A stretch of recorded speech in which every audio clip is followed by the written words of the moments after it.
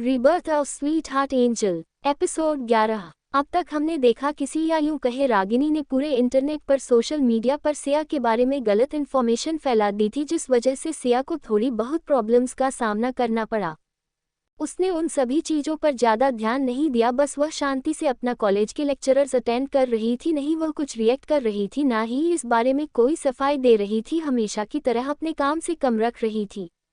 वहीं दूसरी तरफ जब राम और अदितिया को इस बारे में पता चला तब वह बहुत परेशान हो गए। उन्हें सिया की बहुत फिक्र होने लगी, क्योंकि ऐसी बात कोई छोटी बात नहीं थी, इससे बहुत बड़ी प्रॉब्लम सिया को फेस करनी पड़ सकती थी।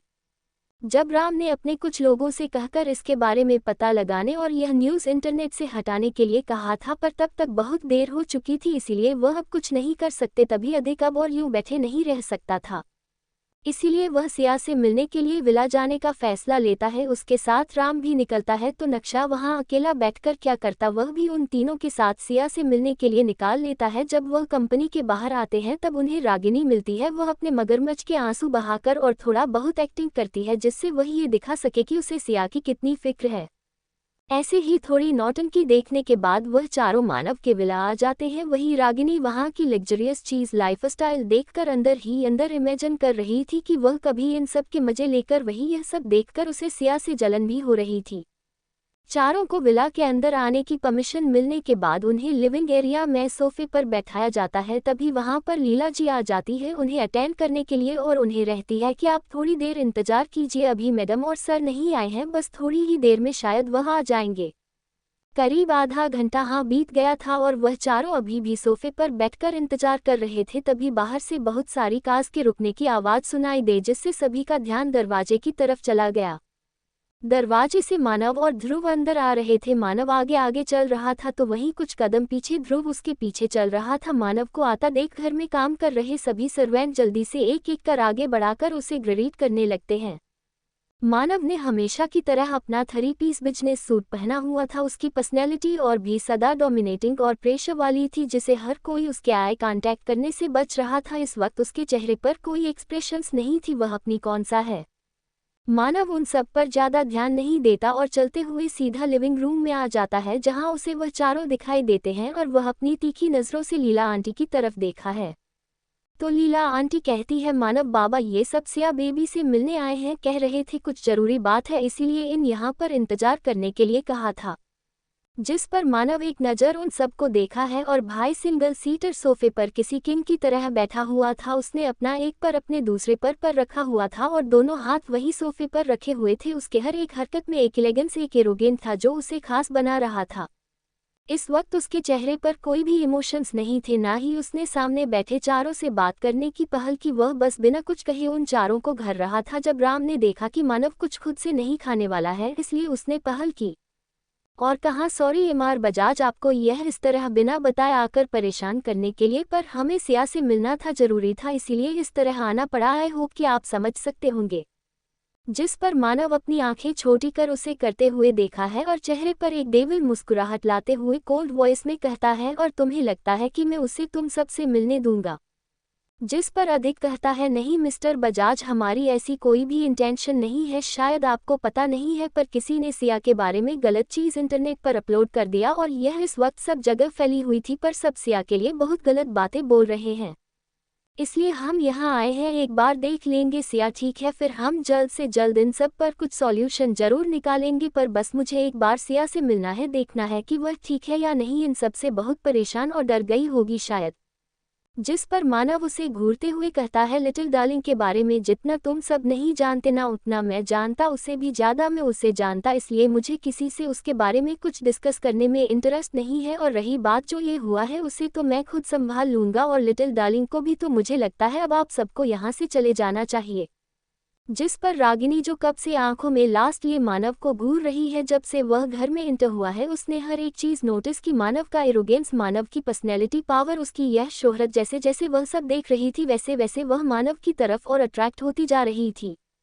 इसलिए उसने अपने बाल कान के पीछे करते हुए, थोड़ा शर्माते हुए और थोड़ा दुखी स्वर में रहती है, देखिए मिस्टर बजाज, मुझे पता है कि आप इस वक्त बहुत गुस्से में, आखिर आप गुस्से क्यों ना हो, सिया की वजह से अब आपकी इतनी बदनामी जो होने वाली है। मुझे पता है कि इंटरनेट पर इतना सब कुछ बवाल होने की वजह से आप बहुत नाराज हैं और इन सब का इफेक्ट आपकी रेपुटेशन और बिजनेस पर भी होगा, पर आप टेंशन मत लीजिए, हम कुछ ना कुछ सॉल्यूशन जरूर निकालेंगे। अर्शिया सिया तो वैसे भी बहुत नादान है, उसे समझ नहीं है, वह किसी के भी बहकावे में आ जाती है। उसे नहीं समझ आता कि हाई क्लास सोसाइटी में कैसे रहा जाता है। आफ्टर ऑल वह इतने सालों से उसे अनाथ आश्रम में जो रही है। पर आप टेंशन मत लीजिए, मैं सिया को इस बारे में समझाऊंगी। और हाँ, मेरी कॉलेज में थोड़ी बहुत पहचान है, जिसके चलते मैं सिया को वही कॉलेज हॉस्टल में रहने का इंतजाम कर दूंगी, जिससे आपको भी कोई प्रॉब्लम नहीं होगी सिया की वजह से। जैसे जैसे रागिनी बात कहती जा रही थी वैसे वैसे रूम का टेम्परेचर नीचे जा रहा था और मन की आंखें गुस्से से धीरे धीरे लाल हो रही थी, पर उसके चेहरे पर अभी कोई इमोशंस नहीं थे। वहीं आसपास काम कर रहे खड़े सर्वेंट जब सिया के लिए रागिनी के मुंह से ऐसी बातें सुनते हैं तो वह भी गुस्से से उसे घूरने लगते हैं।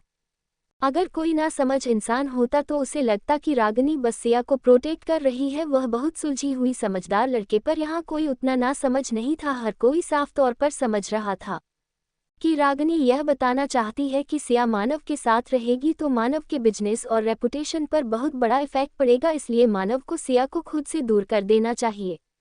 रागिनी अपनी बात जारी रखती तभी उसकी बात बीच में काटते हुए अधिक उसे शांत रहने का इशारा करता है, पर रागिनी ऐसा दिखावा करती है जैसे उसने देखा ही ना हो या उसे समझ ही नहीं आ रहा हो कि अधिक क्या कहना चाहता है।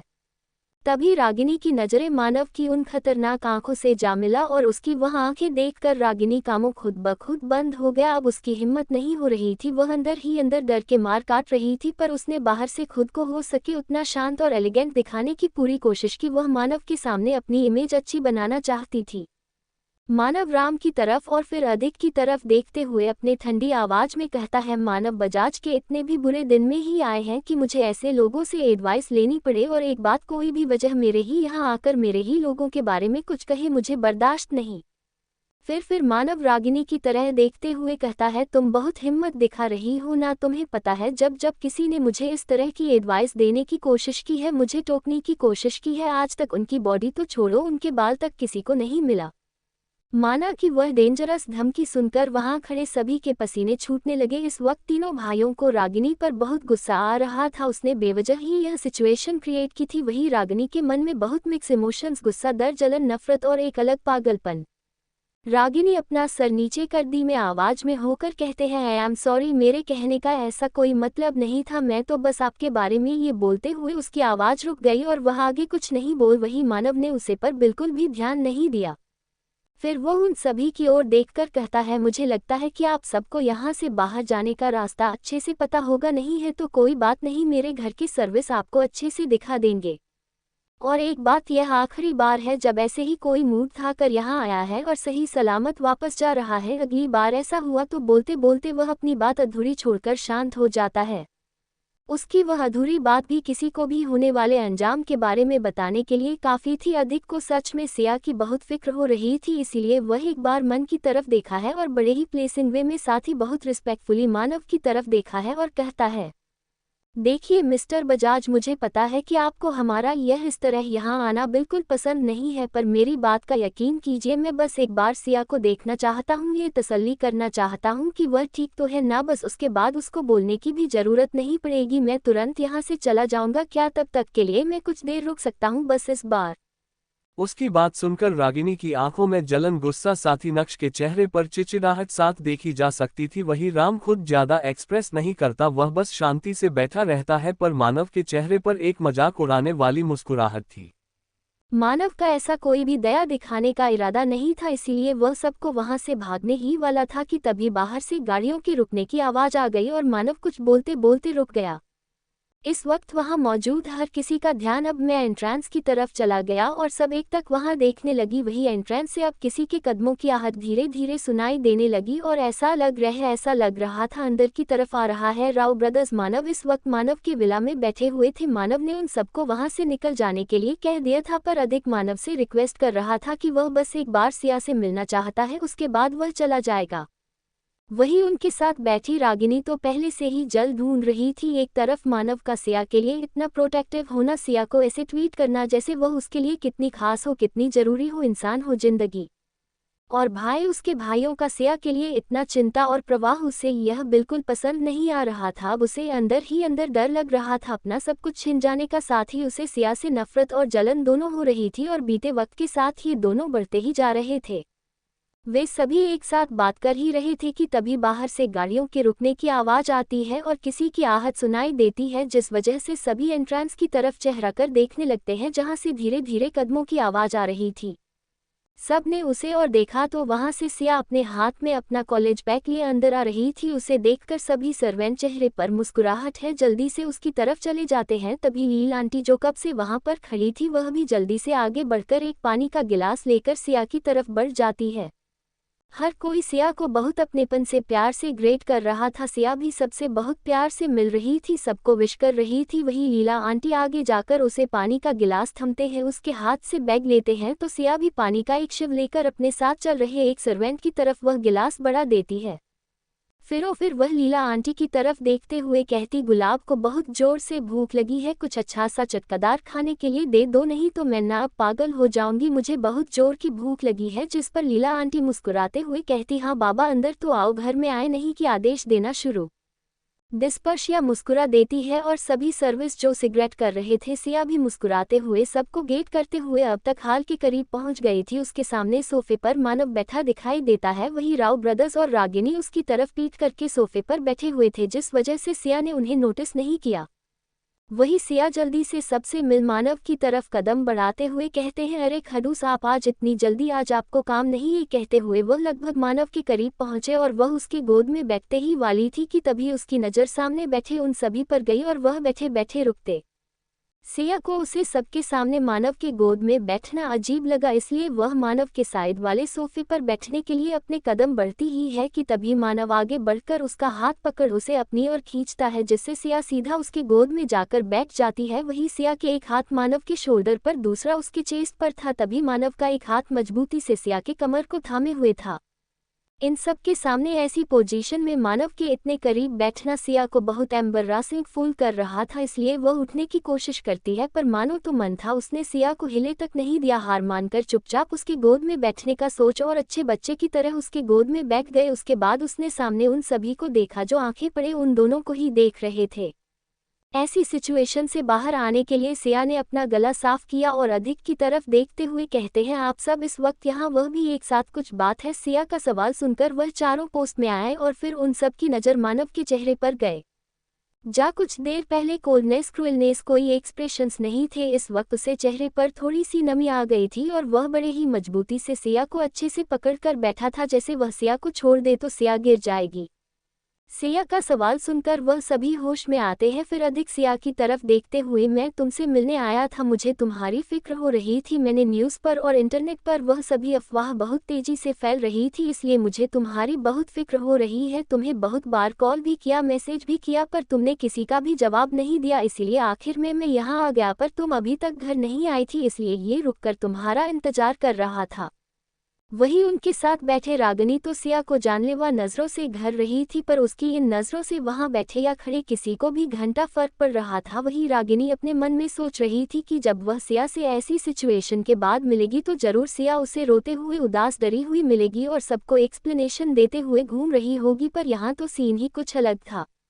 सिया को देखकर बिल्कुल भी नहीं कहा जा सकता कि यह वही लड़की है जिसके बारे में पूरे दिन इंटरनेट पर न जाने क्या क्या उपाय और बातें फैल गई है और सब उसे न जाने क्या कुछ नहीं कह रहे। सिया तो ऐसे रिएक्ट कर रही है जैसे कुछ हुआ ही ना। उसका ऐसा रिएक्शन देखकर राम को लगा किसी को सच में इस बारे में कुछ पता नहीं, इसीलिए वह सिया की तरफ देखते हुए कहता है, क्या तुमने इंटरनेट पर फैल रही उन गलत अफवाह के बारे में नहीं सुना?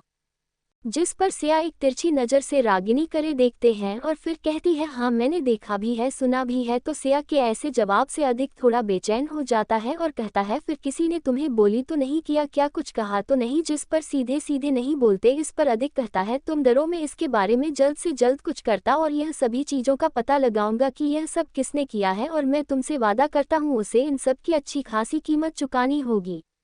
वह सभी बात ही कर रहे थे और सिया भी उनकी बातें बहुत अच्छे से सुन रही थी और उसके चेहरे पर बहुत सीरियस एक्सप्रेशंस भी। तभी वहां पर लीला आंटी हाथ में ट्रे लेकर आ जाते हैं और वह ट्रेन सिया और मानव के सामने रख देते हैं। ट्रेन में सिया के लिए कुछ स्नैक्स और मिल्क शाकें रखी हुई थी। उसे देखकर सिया के चेहरे पर बहुत प्यारी मुस्कुराहट आ जाती और रोज जल्दी से मिल्कशेक का एक शिवली लेती है। फिर वह सामने अधिक की तरफ दिखती है और खाने तो आप कहना चाहते हैं कि जो इंटरनेट पर सब हो रहा है आप उन सबको लेकर परेशान हैं और मेरी मदद करना चाहते हैं, राइट। ये बोलते हुए वह कुछ स्नैक्स उठाकर उसकी बाइक लेती है। वैश्या का सवाल सुनकर अधिक जल्दी से कहते हैं, हाँ मैं तुम्हारी मदद करना चाहता हूँ। चेहरे पर प्यारी सी बच्चों जैसे मुस्कुराहट आती है। और कैसे? तो फिर ठीक है, एक काम करें, आप इंटरनेट पर यह पोस्ट कर दीजिए कि मैं आपकी बायोलॉजिकल असली बहन हूँ। सारा मैटर बस कुछ मिनट में साफ हो जाएगा, है कि नहीं? बढ़िया आइडिया करोगे आप? ये बोलते हुए उसकी आंखों में एक अलग ही मजाक उड़ाने वाली मुस्कुराहट और उसके चेहरे के एक्सप्रेशंस छोटे बच्चों की तरह। सिया की बात सुनकर वहां बैठे उन चारों को शौक लगे। उनमें से किसी ने भी इस चीज का अंदाजा भी नहीं लगाया था कि सिया कुछ ऐसी डिमांड करेगी। वहीं नक्श, जो कब से खामोश था, वह सिया की तरफ देखते हुए कहता है, ये तुम क्या कह रही हो? तुम्हें पता भी है तुम्हारा दिमाग तो सही से काम कर रहा है। सिया अपने ग्लास से एक और शिव लेते हुए नक्श की तरफ देखती है और थोड़ा बोरियत के साथ रहते हैं, देखो तुम में से किसी को भी मैं यहाँ नहीं बुलाया, ना ही यह बताया कि आओ मेरी मदद करो, मैं परेशान हूँ। तुम खुद यहाँ आए, उसके बाद तुमने कहा कि हम क्या कर सकते हैं, तो मैं बस बताया कि यह कर सकते हो, करना है तो करो, नहीं तो निकालो। वहां हर कोई दंग था। तो मानव के चेहरे पर एक्सप्रेशंस थोड़े अलग से। वह एक ताक्सिया को देख रहा था जो उसके गोद में मांस अपने स्नैक्स और मिल्कशेक को एंजॉय करते हुए उन सबकी फिरकी लेने पर अड़ी हुई थी। वही रागिनी, जो मानव के डरावने एक्सप्रेशन से पहले एकदम शांति से बैठी हुई थी, अब उसके गुस्से का पर चढ़ गया और उसने अपने ऊपर से काबू को दिया और वह लगभग सिया के ऊपर चिल्लाते हुए खड़े होकर उसकी तरफ उंगली दिखाते हुए, सिया अपने लिमिट क्रॉस मत करो, हम तो बस यहाँ तुम्हारी मदद करने के लिए आए थे, हम सबको तुम्हारी फिक्र थी, पर तुम तो हम सब का मजाक उड़ा रहे हैं, तुम्हें ये सब जोक लगता है? सिया अपने सर पर हाथ रखते हुए, आर राव परिवार की प्रिंस है, मैं मजाक क्यों करूंगी, मैं सच बोल रही हूँ, सच्ची। अभी तो इन्होंने मुझे सॉल्यूशन पूछा था, मैंने बस जो सॉल्यूशन है वह बताया। क्या मैं आई थी आप सबके पास कि आओ मेरी मदद करो, मैं एक कमजोर बेसहारा अबला लड़की हूँ जिस पर सब गलत इल्जाम लगा रहे हैं, आओ मुझे बचाओ, ऐसा कुछ कहा था मैंने? नहीं, तुम सब खुद आए हो, तो फिर अब मुझ पर ही गुस्सा, मतलब कमल है। नक्श कहता है, तुम्हारे इसी एटीट्यूड की वजह से देखना तुम बहुत बड़ा फंसोगे, और फिर जब तुम मदद के लिए सबसे भीख मांगोगे ना, तब भी कोई तुमसे मदद करने के लिए आगे नहीं आएगा, ये बात याद रखना मेरी। नक्श के इस बात पर सिया उसे चिढ़ाने वाली मुस्कुराहट देते हुए, खेत में फैमिली के छोटे राजकुमार को गुस्सा आ गया, कोई बात नहीं, जब मैं इससे भी बड़ी मुसीबत में फंसूंगी ना, तब भी मुझे आप में से किसी की जरूरत नहीं, मैं अकेले ही काफ़ी हूँ, और अगर मुझे किसी की मदद की जरूरत भी पड़ी तो वह आप कभी नहीं होंगे, क्योंकि मेरे पास मेरे अपने। ये बोलते हुए उसकी नज़र मानव पर थी। सिया का खाने का सीधा सा मतलब था, अगर कोई मुसीबत है तो वह खुद हैंडल कर लेगी और उसके लिए वह इम्पॉसिबल है तो मानो तो वही था, वह बस एक चुटकी बजाते ही सब कुछ सॉल्व कर देगा, तो उसे क्या ही जरूरत है उन सब की। अधिक सिया का ऐसा बिहेवियर देखकर समझ गया कि कॉलेज इंसीडियस के बाद सिया का जो थोड़ा बहुत विश्वास उसने जीता था वह उसने को दिया है, और अब सिया उससे पहले की तरह ही बिहेव कर रही है। वह कर भी क्या सकता था, गलती भी तो उसकी थी, इसलिए उसने सिया को बड़े ही प्यार से समझाते हुए कहा, देखो से मुझे पता है ये सब गलत हो रहा है, तुम्हारे साथ भी बहुत गलत है, और मैं तुमसे वादा करता हूँ मैं ये सब चीज़ सॉल्व करूँगा, और इसके पीछे जो कोई भी होगा ना उसे बहुत बड़ी पनिशमेंट मिलेगी, वह पछताएंगे ये सब करने के लिए। जिस पर सिया के चेहरे पर एक डेविल मुस्कुराहट है और वह अधिक की तरफ देखकर थोड़ा पोलाइट होकर कहते हैं, और आपको क्यों लगता है कि मैं उसे इंसान को जाने दूंगी जिसने मेरे साथ यह सब किया, आप बस कल का इंतजार कीजिए। रागिनी को घूरते हुए कहते, जिसने भी यह सब किया है उसे खुद की पैरों पर कुल्हाड़ी मारना, इस कहावत का असली मतलब कल समझ में आएगा। और फिर अधिक की तरफ देखते हुए, मैं सिया हूँ, सामने से किसी से बढ़ती नहीं हूँ, और अगर कोई मेरे से लड़ता है ना तो मैं उसकी चटनी बनाकर रख देता हूँ, इसलिए आपको मेरी चिंता करने की कोई ज़रूरत नहीं, आप बस कल का इंतजार करना। ये कहते हुए उसकी नज़रें रागिनी पर थी और उसके चेहरे पर एक डेविल मुस्कुराते, फिर उसने अपनी मुस्कुराहट तुरंत एक प्यारी सी मुस्कुराहट में बदला और मानव की तरह देखते हुए कहते हैं, क्यों है ना खड़ूस, मैंने सही कहा ना? वही सिया की नज़रें और सिया की बातें और वह डेविल मुस्कुराहट देखकर तो रागिनी के अब पसीने छूटने लगे थे, उसे अंदर ही अंदर बहुत डर लग रहा था। अब उसका दिमाग बस एक ही चीज़ सोने में लगा हुआ था, क्या फिर सिया कहना क्या चाहती है और कल क्या होने वाला, क्या सच में सिया को पता चल गया है कि इन सब के पीछे कौन है, या बस डराने के लिए झूठ बोल रही है? यही सब सोते हुए उसके चेहरे पर के एक्सप्रेशंस बहुत भद्दे हो गए थे। भाई ये चीज़ राम ने नोटिस कर ली थी कि सिया की इन बातों पर रागिनी बहुत अजीब तरह से रिएक्ट कर रही है, पर उसने कुछ कहा नहीं, बस एक नज़र सिया को देखा जो इस वक्त मानव की गोद में बैठी हुई थी। वही मानव जो सिया का अब तक का सभी बिहेवियर देखकर बिल्कुल शांत, उसने ना ही सिया को रोक ना ही उसे कुछ कहा, वह बस सिया की बातें सुन रहा था। और जब सिया ने उसे उसकी तरफ देखते हुए अपना कहा तो उसका दिल अचानक से तेज हो गया था धड़कन पर उसने खुद को काबू किया। इस वक्त लगभग शाम हो गई थी। एक बड़े से क्लास विंडो से डूबते हुए सूरज की रोशनी अंदर आ रही थी जो सीधा मानव और सिया के ऊपर पड़ रही थी। इस वक्त एक सिंगल सोफे पर मानव किसी डेविल किंग की तरह बैठा हुआ था और वही उसके गोद में सिया किसी डेविल क्वीन की तरह बैठे हुए थे। इस वक्त दोनों एक तक एक दूसरे को देख रहे थे। नज़ारा बहुत प्यार बन रहे, कोई ये देखे तो उन्हें एकदम परफेक्ट कपल समझ ली, जैसे दोनों एक दूसरे के लिए ही बने हो, वह दोनों एक दूसरे को पूरा करते थे।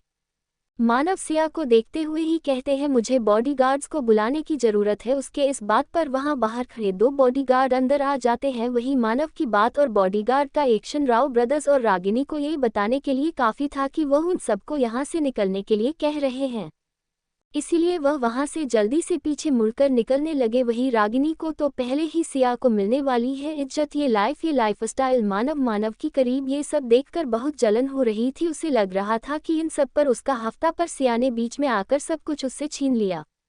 उसे वहां से नहीं जाना था उसका, बस चले तो अभी वह सिया के पास जाकर उसे बालों से पकड़कर मानव से दूर धकेल दे और खुद मानव की गोद में बैठे। पर यह सब तो उसके सपने में भी पॉसिबल नहीं था, क्या ये कर सकती थी? इसलिए मन मारकर अपने भाइयों के साथ वहां से निकल गए। सिया जब घर आती है तब राव ब्रदर्स और रागिनी मिलते हैं, जिन्हें देखकर वह थोड़ी शॉक हो जाती है पर जल्दी खुद को नॉर्मल कर देती है। वही जब रागिनी मुखिया को मानव के इतने करीब व्यक्ति है तो उसका हाल ऐसा था जैसे गरम गरम तेल में किसी ने पानी डाल दिया, पर बेचारे कुछ कर नहीं सकते थे। वही जाते समय सिया ने बस एक लाइन कही थी कि जिसने भी उसके साथ यह करने की सोची उसने खुद के पैरों पर कुल्हाड़ी मारी, और बस ये सुनकर रागिनी की हालत खराब हो चुकी थी। इस वक्त रागिनी के अंदर बहुत सारे इमोशंस एक साथ उथल पुथल मचा रहे थे। एक तरफ अपने भाइयों का सिया के लिए इतना परवाह करना उसे इनसिक्योर फील कर रहा था, दूसरी तरफ मानव का पावर और पैसा उसे अपनी तरफ अट्रैक्ट कर रहा था, दूसरी तरफ मानव कश को प्रोटेक्ट करना उसे जलन महसूस कर रहा था। तो वही सिया की धमकी उसे अंडा काटने के लिए मजबूर कर रही थी, पर गनीमत ऐसी थी कि वह कुछ भी बताया कर नहीं पा रही थी।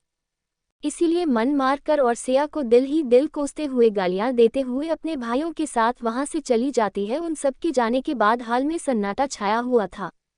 सभी सर्वेंट लगभग वहां से गायब हो चुके थे। लीला आंटी का भी कोई अता पता नहीं था। इस वक्त इतने बड़े हॉल में सिर्फ मानव और सिया बैठे हुए थे और अभी भी उन्होंने अपनी जगह नहीं बदली, इसलिए अभी मानव की गोद में बैठी हुई थी। सिया जब मानव की तरफ देखती है और जब उनका आई कांटेक्ट होता है तब सिया को अचानक कुछ दिन पहले हुई चीज़ याद आती है और वह तुरंत मानव की तरफ देखते हुए कहती है, देखो खड़ूस, अब तक तो तुम्हें पता चल ही गया होगा कि क्या हो रहा है, तो तुम्हें क्या लगता है अब मुझे क्या करना चाहिए? सिया के इस सवाल पर मानव के होठों के कोने थोड़े ऊपर होते हैं। वह अपना हाथ आगे बढ़कर उसके गालों पर हल्का सा रख करते हैं। अपने डीप पर ठंडी आवाज में सिया के आंखों में देखते हुए कहते हैं, तुम्हें क्यों नहीं बता देती? वैसे भी तुम्हें देखकर लग रहा है कि काफी कुछ चल रहा है तुम्हारे दिमाग में। वही मानव की बात सुनकर सिया एक पल के लिए हैरान हो जाती है, पर अगले ही पल उसके चेहरे पर एक डेविल मुस्कुराहट आ जाती। फिर वह अपना सर मानव के सीने पर रखकर बोलती है, देखो मेरा बहुत सिंपल सा रोल है, जब तक तुम मुझे छोड़ोगे नहीं तब तक मैं तुम्हें बर्बाद नहीं करूंगी। अब सामने वाला चाहता है कि मैं उसे पूरी तरह से बर्बाद कर दूं, तो मैं इतनी बुरी भी नहीं हूं ना, इसलिए मैंने सोचा उसकी वो दिल्ली तमन्ना पूरी की जाए, और है ना इसमें मुझे थोड़ी सी तुम्हारी मदद चाहिए। ये बोलकर वह मानव की तरफ सर उठा कर देखी और बार बार अपने पलके झपकाने लगती है। वही मानो उसके चेहरे पर आई वह मुस्कुराहट और उसके बातों के पीछे छिपे मीनिंग को बहुत अच्छे से समझ रहा था, पर वह ऐसा दिखावा करता है जैसे उसे किया कि कोई बात समझ ही नहीं है। फिर सिया को अच्छे से एक्सप्लेन करो, आखिर क्या चाहती हो तुम? और फिर सिया के आंखों में देखते हैं, और मैं तुम्हारी मदद क्यों करूं? मैं एक बिजनेसमैन, जब तक मुझे किसी चीज़ में अपना प्रॉफिट नहीं दिखता तब तक मैं कुछ नहीं करता, इसलिए बताओ कि तुम्हारी मदद करने पर मुझे क्या प्रॉफिट मिलेगा? फेशियल जो उसके गोद में बैठी थी वह मानव की ऐसी डबल मीनिंग बातें सुनकर शर्मा जाती, उसका पूरा चेहरा शर्म से लाल हो जाता है और वह अपना सर नीचे करके शांति से बैठी रहती है। वही मानव उसको यूं शर्माता देखकर उसे और परेशान करते हुए उसके चेहरे को पकड़ ऊपर उठना है, उसे अपनी आंखों में देखने के लिए मजबूर कर फिर एक बार वही सवाल पूछता है। उसे सिया को ऐसे छेड़ने में और सिया को यूं शर्माते देखने में बहुत मजा आ रहा था। वही सिया मानव की आंखों में देखते हुए कुछ कहने वाली थी, आप किसी की आने की आहट सुनाई देती कि आवाज बढ़कर जल्दी से गोद से उतरकर दूरी पर खड़े हो जानी है। तभी कहाँ पर बिना आंटी आ जाती है जो उन दोनों को फ्रेश होने का खाने के लिए आई थी। फ्रेश होने बात सुनकर जैसे सिया को एक अच्छा मौका मिल गया है वहां से भागने का, तो वो इस बात का फायदा क्यों नहीं उठाती।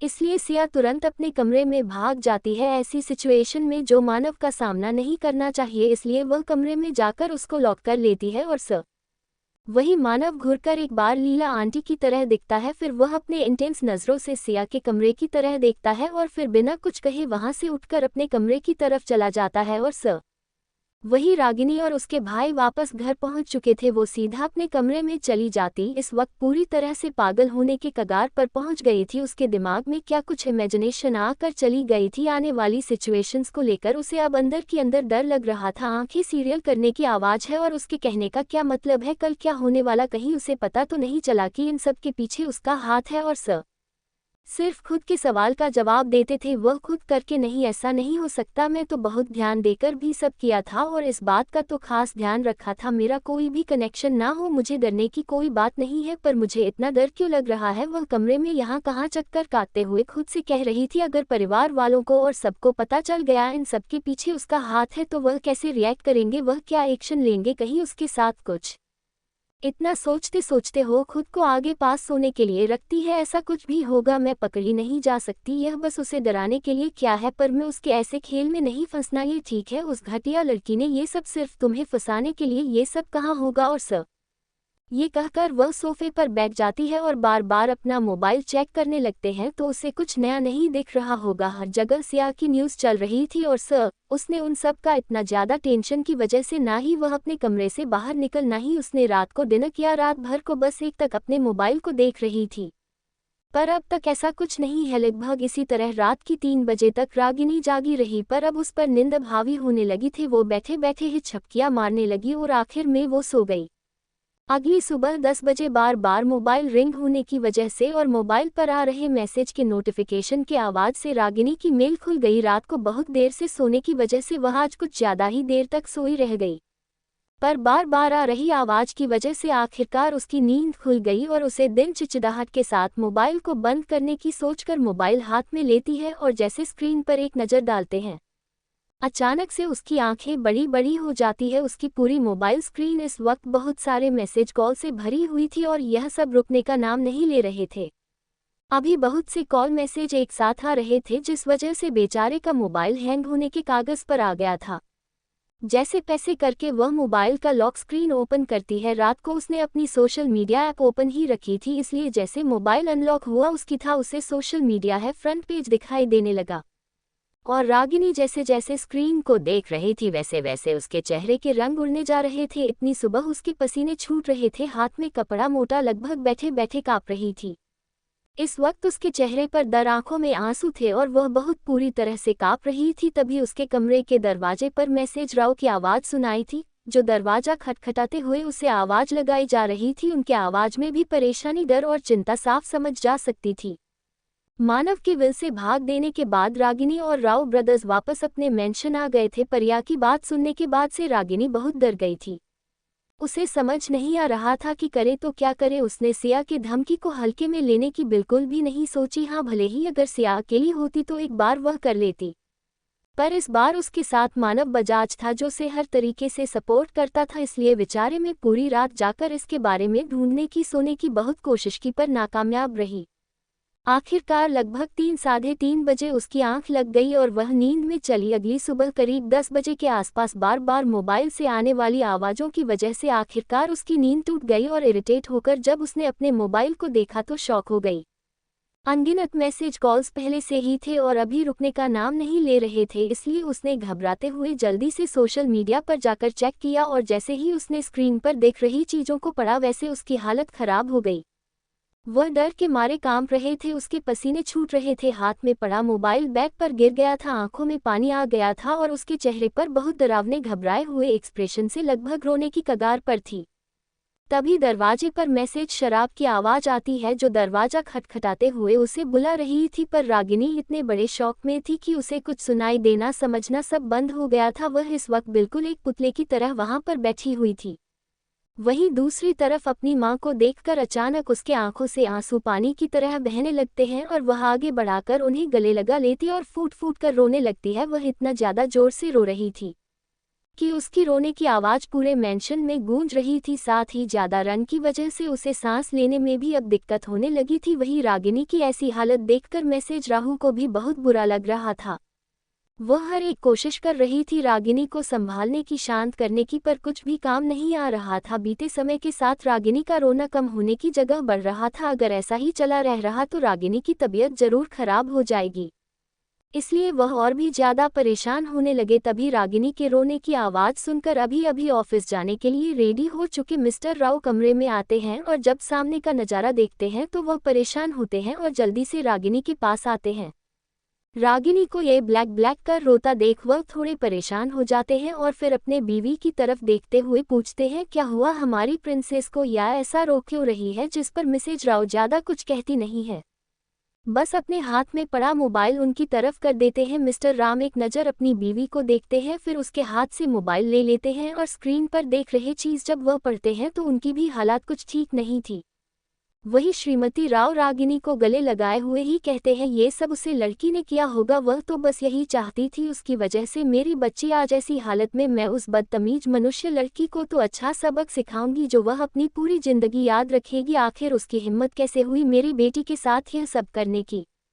तो दरअसल हुआ ये था कि पूरे इंटरनेट पर इस वक्त किसी ने पूरे इंटरनेट पर शिया रागिनी और मिस्टर एंड मिसेस राव की डीएनए रिपोर्ट किसी ने पोस्ट कर दी थी। साथ ही एक बहुत बड़ा आर्टिकल भी था जिसमें ये बताया गया था कि बचपन में गलती से सिया और रागिनी आपस में बदल गए थे और राव परिवार सिया के बदले रागिनी को अपने घर ले आया, जिस वजह से सालों तक सिया एक अनाथ आश्रम में पाली बड़ी। वही रागिनी जो एक गांव के गरीब कपल की बची थी, वह सिया की जगह पर इतने सालों तक राव मेंशन में देश आराम की जिंदगी जीते आई।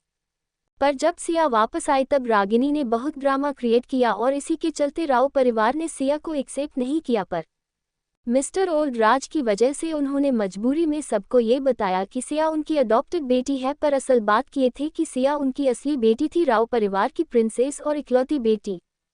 इसी के साथ बहुत सारी इन सब से रिलेटेड इन्फॉर्मेशन इंटरनेट पर वायरल हो गई थी और इसे पूरे इंटरनेट पर एक अलग अलग ही तहलका मचा हुआ था। हर तरफ इस बारे में बातें हो रहे थे। पहले तो बहुत से लोगों को इस पर विश्वास से नहीं हो, सबको लग रहा था कि यह सब झूठ है, किसी ने झूठी रिपोर्ट्स पब्लिश की है। पर जब किसी ने कमेंट में बताया कि यह रिपोर्ट्स झूठी नहीं बल्कि यह रिपोर्ट्स आर्मी हेडक्वार्टर की तरफ से बनाई गई है और इस पर आर्मी हॉस्पिटल का नाम और स्टाम्प भी है, और कोई भी क्यों ना हो, अगर ऐसे आर्मी रिलेटेड चीज़ पब्लिश करता है तो सबसे पहले इसे अच्छे से चेक किया जाता है, और अगर ऐसी कोई भी चीज़ झूठी या किसी ने डुप्लीकेट तरीके से बनाई हो तो वह तुरंत अपने आप गवर्नमेंट की तरफ से इंटरनेट से हटा दी जाती है। इस पोस्ट को और इसके साथ बताए गए किसी भी इन्फॉर्मेशन को अब तक गवर्नमेंट की तरफ से किसी भी तरह से हटाया या बंद करने की कोई भी कोशिश नहीं की गई। इसका मतलब यह है कि यह सब सच है। उसे कमेंट के बाद सभी ने इन सभी चीज़ों को गौर से देखा और समझा। बहुत लोगों ने तो खुद से इस बारे में सर्च किया, तहकीकात की और सच सबके सामने आया। अब पूरे इंटरनेट पर अलग ही बवाल मचा हुआ था। यहाँ कहीं लोग रागिनी को बहुत भला बुरा कर और पता नहीं क्या क्या बोल रहे थे, वहीं सबको अब सिया पर बहुत तरस और दया आ रही थी। कल तक जो लोग सिया के बारे में उल्टा सीधा बोलने के लिए एक पल का भी इंतजार नहीं कर रहे थे, आज वही लोग रागिनी के साथ भी वही कर रहे थे। पूरे इंटरनेट पर यही चीज़ वायरल हो गई थी और उसे पोस्ट हुए बस आधे घंटा या 1 घंटा हुआ होगा, पर अब तक इस पर 10 मिलियन से ज़्यादा लोग रिएक्ट कर चुके थे, देख चुके थे। कर भी क्यों ना, कोई आम चीज़ नहीं थी। दिल्ली के सबसे अमीर फैमिली में से एक तरह परिवार के जुड़े मामले थे, जहां राव परिवार हर फील्ड में सबसे बेहतरीन रह चुके हैं। जैसे कि मिस्टर ओल्ड राव अपने समय में आर्मी के सबसे बेस्ट कर्नल रह चुके हैं, वही उनके बेटे बिजनेस में इंडिया में टॉप 5 में आते थे और उनकी बहू टॉप सोशलाइट में आती थी। उनके बाद उनके पोते बड़े पोते ने अपने पिता के नक्शे कदमों पर चलते हुए बिजनेस ज्वाइन किया और उसे एक अलग ही ऊंचाई पर पहुंचा दिया। दूसरे पोते अधिक ने अपनी खुद की कंपनी शुरू की और उसे अपने बलबूते पर इंडिया की टॉप 10 में लेकर आया। वही उनका छोटा पोता जो गेमिंग में किसी किंग की तरह था, जहां उसे कोई हार नहीं सकता था। वह गेमिंग का दुनिया का एक राजा था जो पूरी दुनिया में अपने गेमिंग स्किल के लिए जाना जाता था। राव परिवार में बहुत समय से किसी बेटी का जन्म नहीं हुआ था, इसीलिए जब रागिनी उनके परिवार में आए तब उन सब ने उसे सर आंखों पर बिठाकर रखा था। हर जगह उसे अपने साथ ले जाते, जहां सब रागिनी के बारे में बातें करते। बहुत लोगों को तो उसके किस्मत पर जलन होती थी कि किसी का लॉक इतना अच्छा कैसे हो सकता है। वही रागिनी ने भी अपने मां के साथ मिलकर अपनी अच्छी खासी इमेज बनाई हुई थी। हाई सोसाइटी में वही यंग सोशलिस्ट की आइडल मानी जाती थी। हर कोई उसकी बहुत तारीफ करता था। उसकी परवरिश, उसका रहन सहन, उसका एलिफेंट, उसके कपड़े, हर एक चीज के बारे में तारीफ होती थी। हॉबी क्यों ना, उसके पीछे इतने लोग जो थे उसे सपोर्ट करने के लिए। अगर किसी ने रागिनी के लिए कुछ गलत करने की या सोने की भी गलती की तो उसका पूरा परिवार उसके पीछे किसी चट्टान की तरह खड़ा रहता था। और रागिनी अपने परिवार नाम स्टेटस का हमेशा बहुत दिखावा करते थे, बहुत फायदा भी उठती था और इसी के चलते उसने बहुत लोगों को परेशान भी किया है, जो हर बार दबाया गया बस राव परिवार के डर से। पर आज सबको समझ आ रहा था कि असल में तो रागिनी राव परिवार की बेटी थी ही नहीं, उसने तो राज परिवार की असली बेटी यानी सिया की जगह हड़प ली थी। और कितनी बेशर्मी की बात है, जब राम परिवार की असली बेटी वापस आए तो उसे उनकी नकली बेटी ने उसे अपने ही घर से निकलवा दिया। वही इंटरनेट पर तो ऐसे भी बहुत लोग थे जो रागिनी की तरफ से कह रहे थे जैसे इन सब में रागिनी की क्या गलती है, वह तो खुद छोटे बच्ची थी जब ये सब हुआ, इसलिए वह सब रागिनी को इस बारे में ब्लेम नहीं कर सकते वगैरह। रागिनी के स्पोर्ट से ज्यादा सिया के स्पोर्ट ज्यादा थे, जो ऐसे लोगों को भी अच्छा मुंह तोड़ जवाब दे रहे थे। जैसे जब किसी ने कहा कि रागिनी के इन सब में क्या गलती है, वह तो खुद छोटी थी, जिस पर सिया के एक स्पोर्ट ने कहा मानते हैं जब ये सब हुआ तब रागिनी भले ही छोटी थी, पर सालों बाद जब सिया वापस आए तो रागिनी को सिया को उसकी असली पहचान और जगह देनी चाहिए थी। पर रागिनी ने क्या किया, सिया को उसी के परिवार से, उसी के घर से निकलवा दिया। तभी किसी ने एक और चीज पर सबका ध्यान ले कि सिया के बारे में राव परिवार ने सबको झूठ कहा, यहाँ तक कि किसी ने भी सिया की असली पहचान सामने नहीं लाए। और कल जब सिया के बारे में इतना सब कुछ इंटरनेट पर झूठी अफवाहें फैला रहे थे, उसके बारे में बात कर रहे थे, तब भी राव परिवार शांत रहा। इन सब का क्या मतलब है? वहीं दूसरी तरफ मानव की विला में इस वक्त सिया अपनी बालकनी में बने झूले पर एक बड़े से मग में अपनी फेवरेट हॉट चॉकलेट लेकर हाथ में तब लेकर आराम से उन सभी कमेंट्स के मजे ले रहे थे। उसे तो अब ये देखना था इतना सब कुछ होना आने के बाद आखिर रागिनी क्या करने वाली है, क्योंकि जब तक रागिनी अपना अगला कदम नहीं उठाएगी तब तक सिया अपना अगला प्लान एग्जीक्यूट कैसे करेगी। वही मानव अपने स्टडी रूम में अपने चेयर पर बैठे हुए अपने लैपटॉप पर काम कर रहा था। वही ध्रुव उसके बगल में खड़ा होकर मानव को रिपोर्ट दे रहा था। सर, जैसे लेडी बॉस ने कहा था सब कुछ वैसा ही हुआ है और हमें अपने सोर्सेस से यह मेक श्योर किया है कि कुछ भी हो जाए पर यह न्यूज़ इंटरनेट से हटने नहीं चाहिए, ना ही इसे किसी दूसरे न्यूज़ से रिप्लेस किया जाए। उसकी बात पर मानव बस हल्का सा सर है हिलाकर जवाब देता है और उसे बाहर जाने का इशारा करता। इशारे समझते हैं द्रव्य वहां से चला जाता है। स्टडी रूम का दरवाजा बंद हो जाने के बाद मानव अपने चेयर पर ली होते हुए कहता है, good one darling, I like it.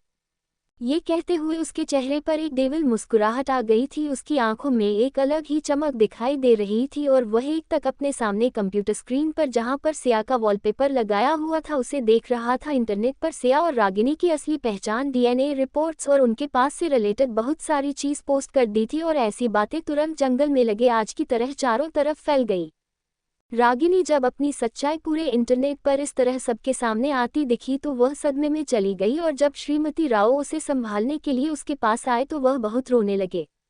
वहीं पूरे इंटरनेट पर बस इसी के बारे में बात हो रही थी। कल तक जो लोग सिया के बारे में भला बुरा बोल रहे थे, आज वह लोग सिया की दया दिखा रहे थे और रागिनी को बहुत कुछ भला बुरा बोल रहे थे। साथ ही राव परिवार को भी उन्होंने इन सब में अच्छे से घसीट लिया था। वही बालकनी में बैठी सिया हाथ में एक बड़ा सा हॉट चॉकलेट का मग लेकर यह सब न्यू इंटरनेट पर हो रही चीज बड़े ही मजे से देख रही थी और अपना हॉट चॉकलेट एंजॉय कर रही थी। उसे तो बस इंतजार था कब रागिनी अपना अगला कदम उठाएगी और सिया अपना अगला प्लान एग्जीक्यूट करेगी। यह सब सोते हुए उसके चेहरे पर बहुत देविलिश मुस्कुराहट आ गई थी। वही मानवी सिया के इस कारनामे से खुश था। उसने ध्रुव को सख्त आदेश दिए थे जैसे सियान उसे कहा है सब कुछ बिल्कुल वैसा ही होना चाहिए। इतना कहकर वह वहां से चला जाता है। वही मानव लैपटॉप पर लगे सिया की फोटो को देखते हुए एक अलग ही इमोशन शो कर रहा था। राव मैंशन में इस वक्त श्रीमती राव ने बहुत मुश्किल से रागिनी को संभाला और कैसे वैसे उसे रेडी कर नीचे हॉल में लेकर आ गई। दोनों कपल इस वक्त रागिनी को संभालने में लगे हुए थे। रागिनी अब रो नहीं रही थी पहले जितना, पर अभी उसके आंखों में आंसू थे। और श्रीमती राव के गोद में सर रखकर बैठी हुई थी। वही उसका एक हाथ मिस्टर राव ने पकड़ा हुआ था और उसे कंसोल कर रहे थे। वही मैसेज राव रागिनी के सर पर हाथ से चलते हुए अपने पति की तरफ देखते हैं रहती है, आप कुछ करिए, अपनी पावर का इस्तेमाल करके ये सब इंटरनेट से हटवाए, उसके बाद हम सब ये पब्लिश कर देंगे कि यह सब झूठ है, ये सब किसी ने बदनामी करने के लिए किया है हमारा। और एक काम करें, हमारे खुद के अकाउंट के साथ साथ हमारे बेटों के अकाउंट्स और कंपनी के अकाउंट पर से भी ये पोस्ट सब जगह पोस्ट करवाए कि यह सब झूठ है और रागिनी ही हमारी बेटी है। मिस्टर राव को भी अपनी पत्नी का यह आइडिया सही लगा, क्योंकि अगर पूरे राज परिवार और कंपनी के अकाउंट से यह बात क्लियर कर दी तो आसानी से इस बात को जतलाया जा सकता है। ये सोचकर तुरंत उन्होंने अपना फ़ोन बाहर निकाल, साथ ही श्रीमती रावल ने भी जल्दी से अपना फ़ोन बाहर निकाला और जैसे ही उन्होंने अपना सोशल मीडिया अकाउंट खोला और वह कुछ पोस्ट करने के बारे में सोच ही रहे थे कि अचानक उनकी नज़र अपने बेटों की पोस्ट पर जाती है, जो बस कुछ देर पहले ही इंटरनेट पर पोस्ट कर दी गई थी। साथ ही उनके कंपनी के अकाउंट पर भी से पोस्ट, और जैसे जैसे मिस्टर राव वह पोस्ट पढ़ रहे थे वैसे वैसे उनके चेहरे का रंग उड़ता जा रहा था, उनके हाथ कांपने लगे और उनका मोबाइल हाथ से गिर गया।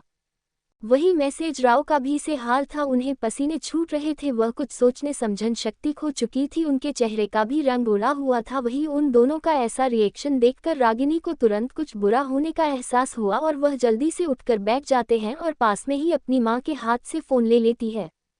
और फ़ोन की स्क्रीन पर दिख रही चीज़ जैसे जैसे वह पढ़ती है वैसे वैसे तो उसके चेहरे का भी रंग उड़ जाता है। सुबह की हालात से ज़्यादा तो अब उसकी हालत ख़राब हो गई थी, वह उसे मोबाइल को अपनी बड़ी बड़ी आंखों से घर रही थी।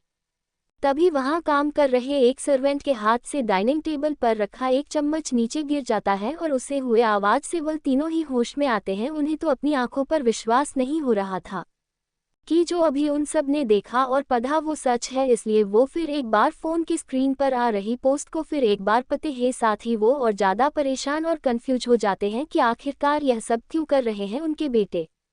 दरअसल हुआ कुछ ऐसा था कि श्रीमती राव का प्लान तो बहुत अच्छा था रागिनी के बारे में वह पोस्ट करने का और इसी बारे में बात करने के लिए और अपने अकाउंट पर इस बारे में पोस्ट करने के लिए। जब मिस्टर राव ने अपना सोशल मीडिया अकाउंट ओपन किया तब उन्होंने देखा कि उनके बड़े बेटे राम के अकाउंट से कुछ देर पहले एक पोस्ट रिलीज किया गया है, इसीलिए उन्हें लगा कि जैसा उन्होंने सोचा है शायद उनके बड़े बेटे ने भी यही सोचा होगा। यही सोचते हुए जब उन्होंने उसे पोस्ट को क्लिक किया और देखा कि वह क्या है तो वह सदमे में चले गए। दरअसल राम ने अपने बॉस से सबको ये बात क्लियर कर दी थी कि जो भी सोशल मीडिया पर न्यूज़ वायरल हो रही है वह सच है। रागिनी और सिया को अस्पताल में गलती से एक्सचेंज कर दिया गया था और वह गलत बच्चा घर ले आए थे। साथ ही उसने एक और चीज़ लिखी थी कि सिया उसकी बायोलॉजिकल असली बहन है और उन सब ने अभी तक इस चीज़ के बारे में इसीलिए कुछ अनाउंस नहीं किया था क्योंकि यह सब चीज़ वह अपने दादाजी के बर्थडे जो बस एक वीक बाद था तब अनाउंस करने वाले थे। यही से पोस्ट उनके दूसरे बैठे अधिक अपने कंपनी राव इंडस्ट्रीज के अकाउंट पर भी साथ ही अपने पिता मिस्टर ओल्ड राव के अकाउंट से भी से पोस्ट हर जगह की गई थी। इस वजह से इंटरनेट पर एक अलग ही तहलका मचा हुआ था। मिस्टर राव को तो समझ नहीं आ रहा था कल तक जो भाई अपनी इस बहन के लिए पूरी दुनिया उसके कदमों में लाकर रखने के लिए तैयार थे, उसकी हर छोटी बड़ी गलती को छुपाने के लिए, उसे डांट से बचने के लिए वह सब चीज़ खुद पर ले लेते थे। उन सब की जान थी उनकी बहन, फिर अचानक ऐसा क्या हुआ कि उन तीनों ने अचानक ऐसा बदलाव आ गया और उन्होंने अपनी ही बहन की जिंदगी बर्बाद करने की इतनी इज्जत दो जहर कर ली। वही रागिनी ने अब गला फाड़ फाड़ कर रोना शुरू कर दिया था। उसे तो विश्वास ही नहीं हो रहा था कि उसके भाई उसके साथ ऐसा कर सकते हैं। वो पागलों की तरह रो रही थी, आसपास का सामान फेंक रही थी। तभी उसकी नज़र फिर से उसे स्क्रीन पर आ रही पोस्ट पर जाती है और वो उसे फ़ोन को पढ़कर फेंक देती है जो सामने एक पिलर पर लगकर टुकड़ों में बैठ जाता है। उसका गुस्सा पागलपन देखकर तो वहाँ काम कर रहे सभी नौकर घबरा जाते हैं और वहाँ से निकलने में ही अपने भलाई समझते हैं। वही वह मिस्टर एंड मिसेज राव जो सदमे में थे अपनी बेटी की ऐसी हरकतें देखकर पहले चौंक जाता है, फिर जल्दी से आगे बढ़ाकर उसे संभालने की कोशिश करते हैं, पर रागिनी कहाँ किसी के काबू में आने वाली थी। वह अब ऐसा बर्ताव कर रही थी जैसे उसके अंदर देवी आ गई हो। वह पागलों की तरह हर एक सामान फोड़ रही थी, दंदनाते हुए यहाँ वहाँ घूम रही थी। अभी भी उसका रोना चालू था पर तोड़फोड़ भी वह बिना रुके कर रही थी। तभी श्रीमती राव जल्दी से आगे बढ़ाकर उसे कस के गले लगा लेती है जिससे वह खेल ना सके। रागिनी उनके पकड़ से छूटने की बहुत कोशिश करती है पर श्रीमती राव ने उसे बहुत कसकर पकड़ हुआ था। वही रागिनी उन्हें खुद से दूर करते हुए कह रही थी, यह गलत है, वह मेरे साथ ऐसा नहीं कर सकते, ये गलत है, वह बहुत बुरे हैं, उन्होंने आखिर मेरे साथ ऐसा क्यों किया, मैं तो उनकी प्रिंसेस थी ना, फिर उन्होंने मेरे साथ यह क्यों किया। पहले तो वह सब मुझसे कितना प्यार करते थे, मेरे लिए क्या कुछ नहीं करते थे, लेकिन जब से वह घटिया लड़की आए है सब कुछ बदल दिया। देखो आज मेरे भाइयों ने मेरे साथ क्या कर दिया, मैं उन्हें कभी माफ़ नहीं करूंगी। मुझे जवाब चाहिए माँ, मुझे जवाब चाहिए। आखिर क्या कमी रह गई थी मुझ में जो मेरे ही भाइयों ने मेरे साथ ऐसा किया। ये बोलते हुए वह फूट फूट कर रोने लगी। वही अपनी बेटी की ऐसी हालत देखकर श्रीमती राव के भी आंखों में आंसू आ गए, वह उसे शांत कर रहे थे। वही उसकी बातें सुनकर मिस्टर राव उसे शांत करने के लिए कहते हैं, बच्चा अब टेंशन मत लो, मैं अभी उन 3 नालायकों को कॉल करके बुलाता हूँ और उन्हें ये सब अभी के अभी डिलीट करने के लिए कहूँगा। साथ ही उन्हें इसके पीछे की वजह भी पूछ लूँगा और उन्हें पनिश भी करूँगा। आप चिंता मत करो, आप अपने डाइट पर भरोसा रखो, आपके डैडी सब कुछ ठीक कर देंगे, इसलिए रोना बंद करो। मैंने कह दिया, मैं एकदम सब कुछ पहले जैसे करूँगा, यह मेरा प्रॉमिस है। अब अच्छे बच्चे की तरह रोना बंद करो। वहीं उनकी बात सुनकर रागिनी को थोड़ी राहत मिली और फिर वो उनकी तरफ अपनी रोती हुई शक्ल करते हुए अपनी भरी हुई आवाज में रहती है, आप सच में ये सब करोगे ना, मुझे प्रॉमिस करो कि आप सब कुछ पहले जैसा कर दोगे और उसे सिया को इसकी बहुत बड़ा कीमत चुकानी पड़ेगी। इसके जवाब में मैसेज राव रागिनी के सर पर हाथ फेरते हुए कहते हैं, तुम चिंता मत करो मेरे बच्चे, उसे लड़के को तो अब मैं बताती हूँ, बहुत हो गया उसका, इतने समय तक मैं ज़्यादा कुछ किया नहीं था पापा जी की वजह से, पर अब नहीं, अब देखो तुम्हारी माँ तुम्हारे लिए क्या करती है। ओके, पर तुम अब रोना बंद करो।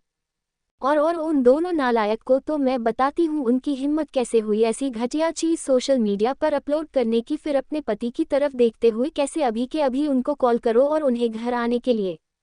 फिर ऊपर सीढ़ियों की तरफ देखते हुए जहां पर दादाजी का असिस्टेंट खड़ा था जो हर समय दादाजी के साथ रहता था, उसकी ओर देखते हुए कहती है, पिताजी से कहिए हम अभी के अभी उनसे नीचे मिलना चाहते हैं।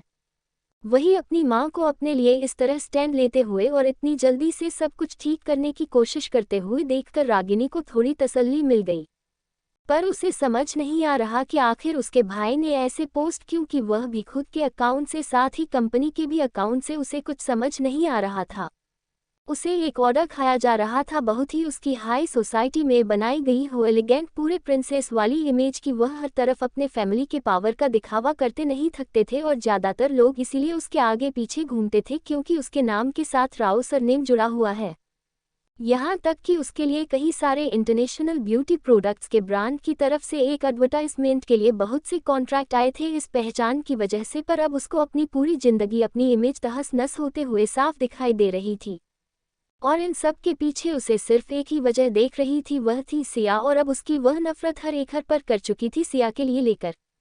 वही मिस्टर रावण अपने बेटों को कॉल करके बिना कुछ ज़्यादा पूछे कहीं सीधा उन्हें घर आने का ऑर्डर दिया और कॉल कट कर दिया। वही दादाजी का असिस्टेंट भी उनके कमरे में उन्हें श्रीमती राव का मैसेज देने के लिए चला गया था।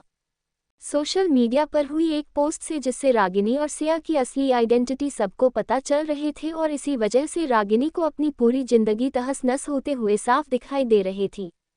इसलिए सुबह से उसके रो रो कर बहुत बुरा हाल था। वही अपनी बेटी को ऐसे हालात में राव कपल नहीं देख पा रहा था, इसलिए वह एक सॉल्यूशन निकलते हैं और इसी के चलते वह सोशल मीडिया पर इस सब के बारे में कुछ पोस्ट करने ही वाले थे कि तभी उनकी नज़र कंपनी अकाउंट, अपने दोनों बेटे क्या अकाउंट और साथ ही मिस्टर ओल्ड ड्राइव के अकाउंट से की गई पोस्ट पर जाती है और उसे देखकर तो वह सब सदमे में चले जाते हैं।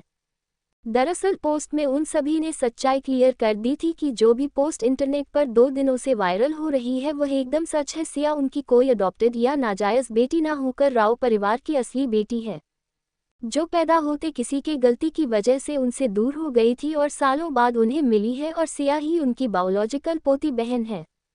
इस पोस्ट को करने के बाद रागिनी आउट ऑफ कंट्रोल हो जाती है, वह हाल में तोड़फोड़ करना शुरू कर देती है। वह गला फाड़कर चिल्लाते हुए अपने सामने आ रही है, हर एक चीज़ को तहस नहस कर रही थी। वही वह दोनों उसे संभालने की पूरी कोशिश कर रहे थे, पर रागिनी के अंदर तो जैसे भूत आ गया था, इसीलिए वह पागलों की तरह लगातार चीज़ फोड़े जा रही थी।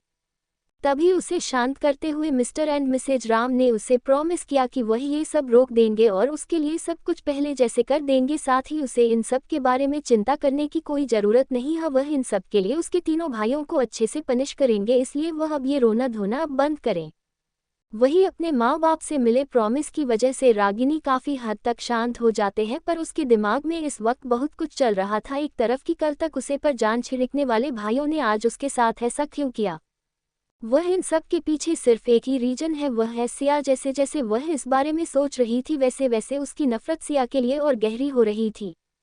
कभी मिस्टर अपने बड़े बेटे को कॉल कर उन सभी को अभी के अभी घर आने के लिए कहते हैं, वह नहीं उससे ज़्यादा कुछ बात करते हैं, नहीं उन्हें कुछ कहने का मौका देते हैं और कॉल कट कर देते हैं। भाई असिस्टेंट जाकर दादाजी को भी इस बारे में इन्फॉर्म कर देता हूँ। लगभग आधे घंटे बाद घर के बाहर एक के बाद एक तीन कर रोकने की आवाज़ आती है। तब राव कपल और रागिनी एंट्रेंस की तरफ देखते हैं, जहां से तीनों भाई अंदर आ रहे थे। हमेशा की तरह उन तीनों का एक अलग ही जाम दिख रहा था। एक तरफ राम ने 3 पीस बिजनेस सूट पहना हुआ था, बाल एकदम सेट, हाथ में वॉच, पैरों में लेदर के जूते, उसके चलने में भी एक अलग क्लास था।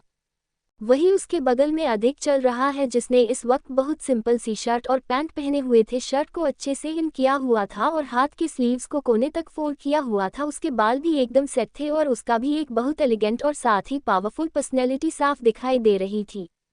वही नक्श हमेशा की तरह sports shoes, ripped jeans, oversize hoodie, messy ball. उसके इस रोग से उसकी वह दिवाली पर्सनैलिटी या चॉकलेट बॉय टाइप जैसी पर्सनैलिटी साफ देखी जा सकती थी। जैसे ही वह तीनों आगे आते मिसेज शराब आओ दिखती है ना, तब सीधा आगे बढ़कर एक जोरदार तमाशा अपने बड़े बेटे राम के मुंह पर दे मरती है। पूरे मेंशन में गूंज उठी, राम का चेहरा एक तरफ हो गया था। उसके साथ आए दोनों बेटे एक साथ चिल्लाते हैं माँ। वही पीछे से मिस्टर ओड राव की भी कड़क आवाज गूंजती है, बहू। वही रागिनी तो दोनों हाथों से अपना मुंह ढक लेती है। उसे इतना तो पता था कि आज उसके इन भाइयों की अच्छे से बैंड बजाने वाली है, पर उसने कभी नहीं सोचा था कि श्रीमती रा अपने बेटे पर हाथ उठाएगी, क्योंकि राम उनका सबसे चाहता और लाडला बेटा था। आज तक उन्होंने कभी भी राम पर ऊंची आवाज में चिल्लाया तक नहीं था और आज उन्होंने सीधा उसे पर हाथ उठा दिया था। श्री रवि यह नहीं चाहते थे, पर अब क्या कर सकते हैं, वह सब तो हो गया, इसलिए उन्होंने ज्यादा कुछ रिएक्ट नहीं किया। अभी वह अपने चेहरे पर सीरियसनेस लेकर अपने तीनों बेटियों को घर रहे थे। भाई अधिक जल्दी से उसके मन और अपने भाई के बीच में आकर खड़ा हो जाता है और लगभग चिल्लाते हुए, कैसा मन, यह आप क्या कर रही है, अपने भाई पर हाथ क्यों उठाया। वही उसका साथ देते हुए नक्श भी यही सवाल पूछता है। पहले तो श्रीमती राव को अपने खुद के इस क्रिया पर भरोसा नहीं कि उन्होंने ये क्या कर दिया, पर उन्होंने जल्दी से अपना वह गेट छुपाते हुए अपने चेहरे पर गुस्सा नाराजगी लाते हुए लगभग उन्हें पर चिल्लाते हुए कहते हैं, और तुम सबकी हिम्मत कैसे हुई अपनी बहन के बारे में ये सब पोस्ट करते हुए। तुम सबको उसकी हेल्प करनी चाहिए थी, तुम सबको इस वक्त उसके साथ होना चाहिए था, पर तुम सब क्या कर रहे हो। तुमने क्या पोस्ट किया है सोशल मीडिया पर, तुम्हें पता भी है इसकी वजह से तुम्हारी बहन की जिंदगी खराब हो सकती है। तुम्हें जरा सा भी आइडिया है तुम सब ने क्या किया है। फिर पीछे से आ रहे अपने ससुर जी की तरफ देखते हुए वह आज हिम्मत करते हुए कहती, और पिताजी आप मानती हो कि सिया आपकी बायोलॉजिकल होती है, पर सालों से तो आप रागिनी के भी दादाजी हैं ना। आपने उसे हमेशा इतना प्यार दिया, उसे अपने दिल के टुकड़े की तरह माना।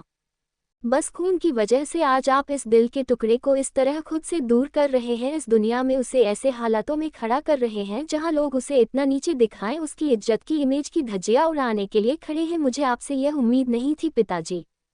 तभी अधिक उनके सवालों का जवाब देते हुए कहते हैं, हमने क्या गलत पोस्ट किया, जो सच्चाई है हमने वही बताया, और आज आपको दिख रहा है कि आपकी बेटी की जिंदगी, इमेज, उसकी रेपुटेशन बर्बाद हो रही है।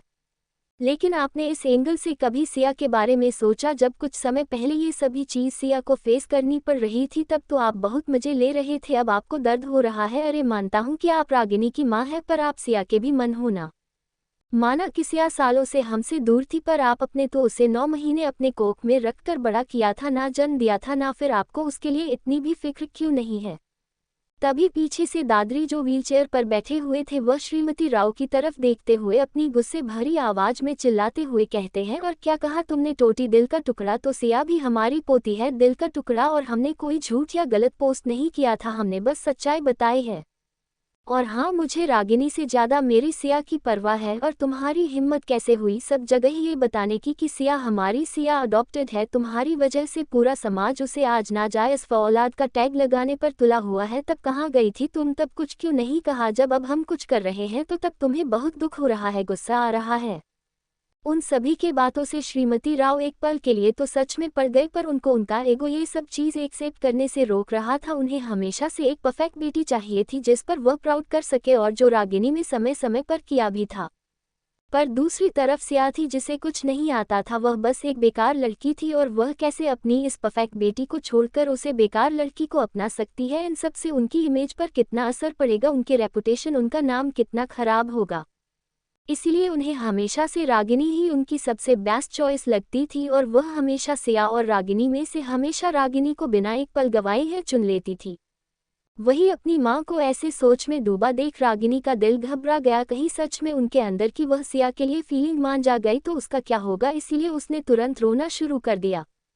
रोते हुए कहने लगी, माना कि मैं आपकी बायोलॉजिकल बहन नहीं हूँ, आपकी पोती या फिर बेटी नहीं हूँ, लेकिन इन सब में मेरी क्या गलती है? क्या मैंने कहा था आपको कि आपकी बायोलॉजिकल बेटी को अस्पताल में रखकर मुझे लेकर आए? क्या मैंने कहा था आप सबको? इन सब में मेरी क्या गलती है जो आप सब कुछ है इस तरह पनिश कर रहे हो? और फिर अपने दादाजी की तरफ देखते हुए, जब आपको पता नहीं था कि मैं आपकी असली पोती नहीं हूँ तब तो आप मुझे बहुत प्यार करते थे ना, फिर बस उसे एक खून के रिश्ते की वजह से आप मेरे साथ इस तरह बिहेव करोगे? फिर अपने भाइयों की तरफ देखते हुए, और आप सभी आज अचानक ऐसा क्या हो गया कि आप सब इस तरह बदलकर? जब सिया वापस आए थे तब आप थे जिन्होंने सिया से कहा था कि वह कभी उनकी बहन नहीं हो सकती। वह आप थे जिन्होंने उसे कहा था कि आपको भी उसके माँ बाप परिवार नहीं हो सकते। क्या मैं आपसे किसी से कहा था कि आप ऐसा करें? फिर आज आप सब उन सब चीज़ के लिए मुझे ब्लेम कर रहे हैं, मुझे ऐसा फील कर रहे हैं कि यह सब मेरी वजह से हुआ है। क्यों? मैंने एक बार भी कहा था क्या? मुझे पता है खून खून होता है और आज आप सब में प्रूफ भी कर दिया। वही मैं ही एक पागल थी जो आप सबको परिवार मान रही थी। मुझे क्या पता था कि यहाँ दिल से ज़्यादा खून के रिश्ते मायने रखते हैं। आप सब ने प्रूफ कर दिया। आप सभी वही हो जिसे सिर्फ अपने खून से मतलब होता है, वही अधिक जो उसकी कब से यह इमोशनल ब्लैकमेलिंग वाली बातें सुन रहा था। अगर यह अधिक पहले वाला होता ना तो उसे बहुत बुरा लगत, लेकिन ऐसा इस बार नहीं होगा। इसीलिए वह रागिनी की तरफ देखते हुए कहता है, अपना यह इमोशनल ब्लैकमेलिंग वाला ड्रामा बंद करो रागिनी।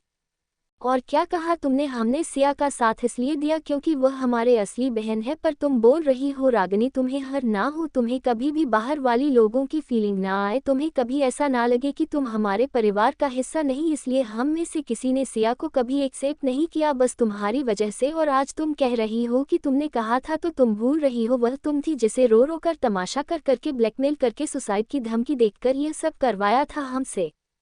और हमने भी तुम्हारी बात मान ली थी। हमने कभी सिया को वह प्यार, अपनापन जगह नहीं दिया जो तुम्हारा था, एक बार भी नहीं दिया। और अब तुम हम पर इल्जाम लगा रही हो। तुमने एक बार भी सोचा हमने ये सब क्यों किया? इसके पीछे की वजह क्या हो सकती है? जिस पर रागिनी भी अपना आपा खोते हुए कहते हैं, तो क्या आपने ये सब किया? वह आप सबका फर्ज था। आप भाई हो मेरे और आप सबको ये करना चाहिए। और अब आप इतने क्यों बदल गए? क्योंकि आपको आपकी असली बहन के ये सपना, उसे सिया की गलती है। उसे मनुष्य लड़की को क्यों आना था वापस? हमारी जिंदगी में चली गई थी ना तो रहती ना, वहाँ क्यों आए हमारी जिंदगी में? वह जब से आए हैं तब से आप सब बदल के मर क्यों नहीं गई? वह क्यों जिंदा रही हो? लेकिन अब नहीं, मैं आप खुद उसे अपने हाथों से मारूंगी। उसने मेरा सब कुछ छीन लिया, ये हते हेर ही हते हेर।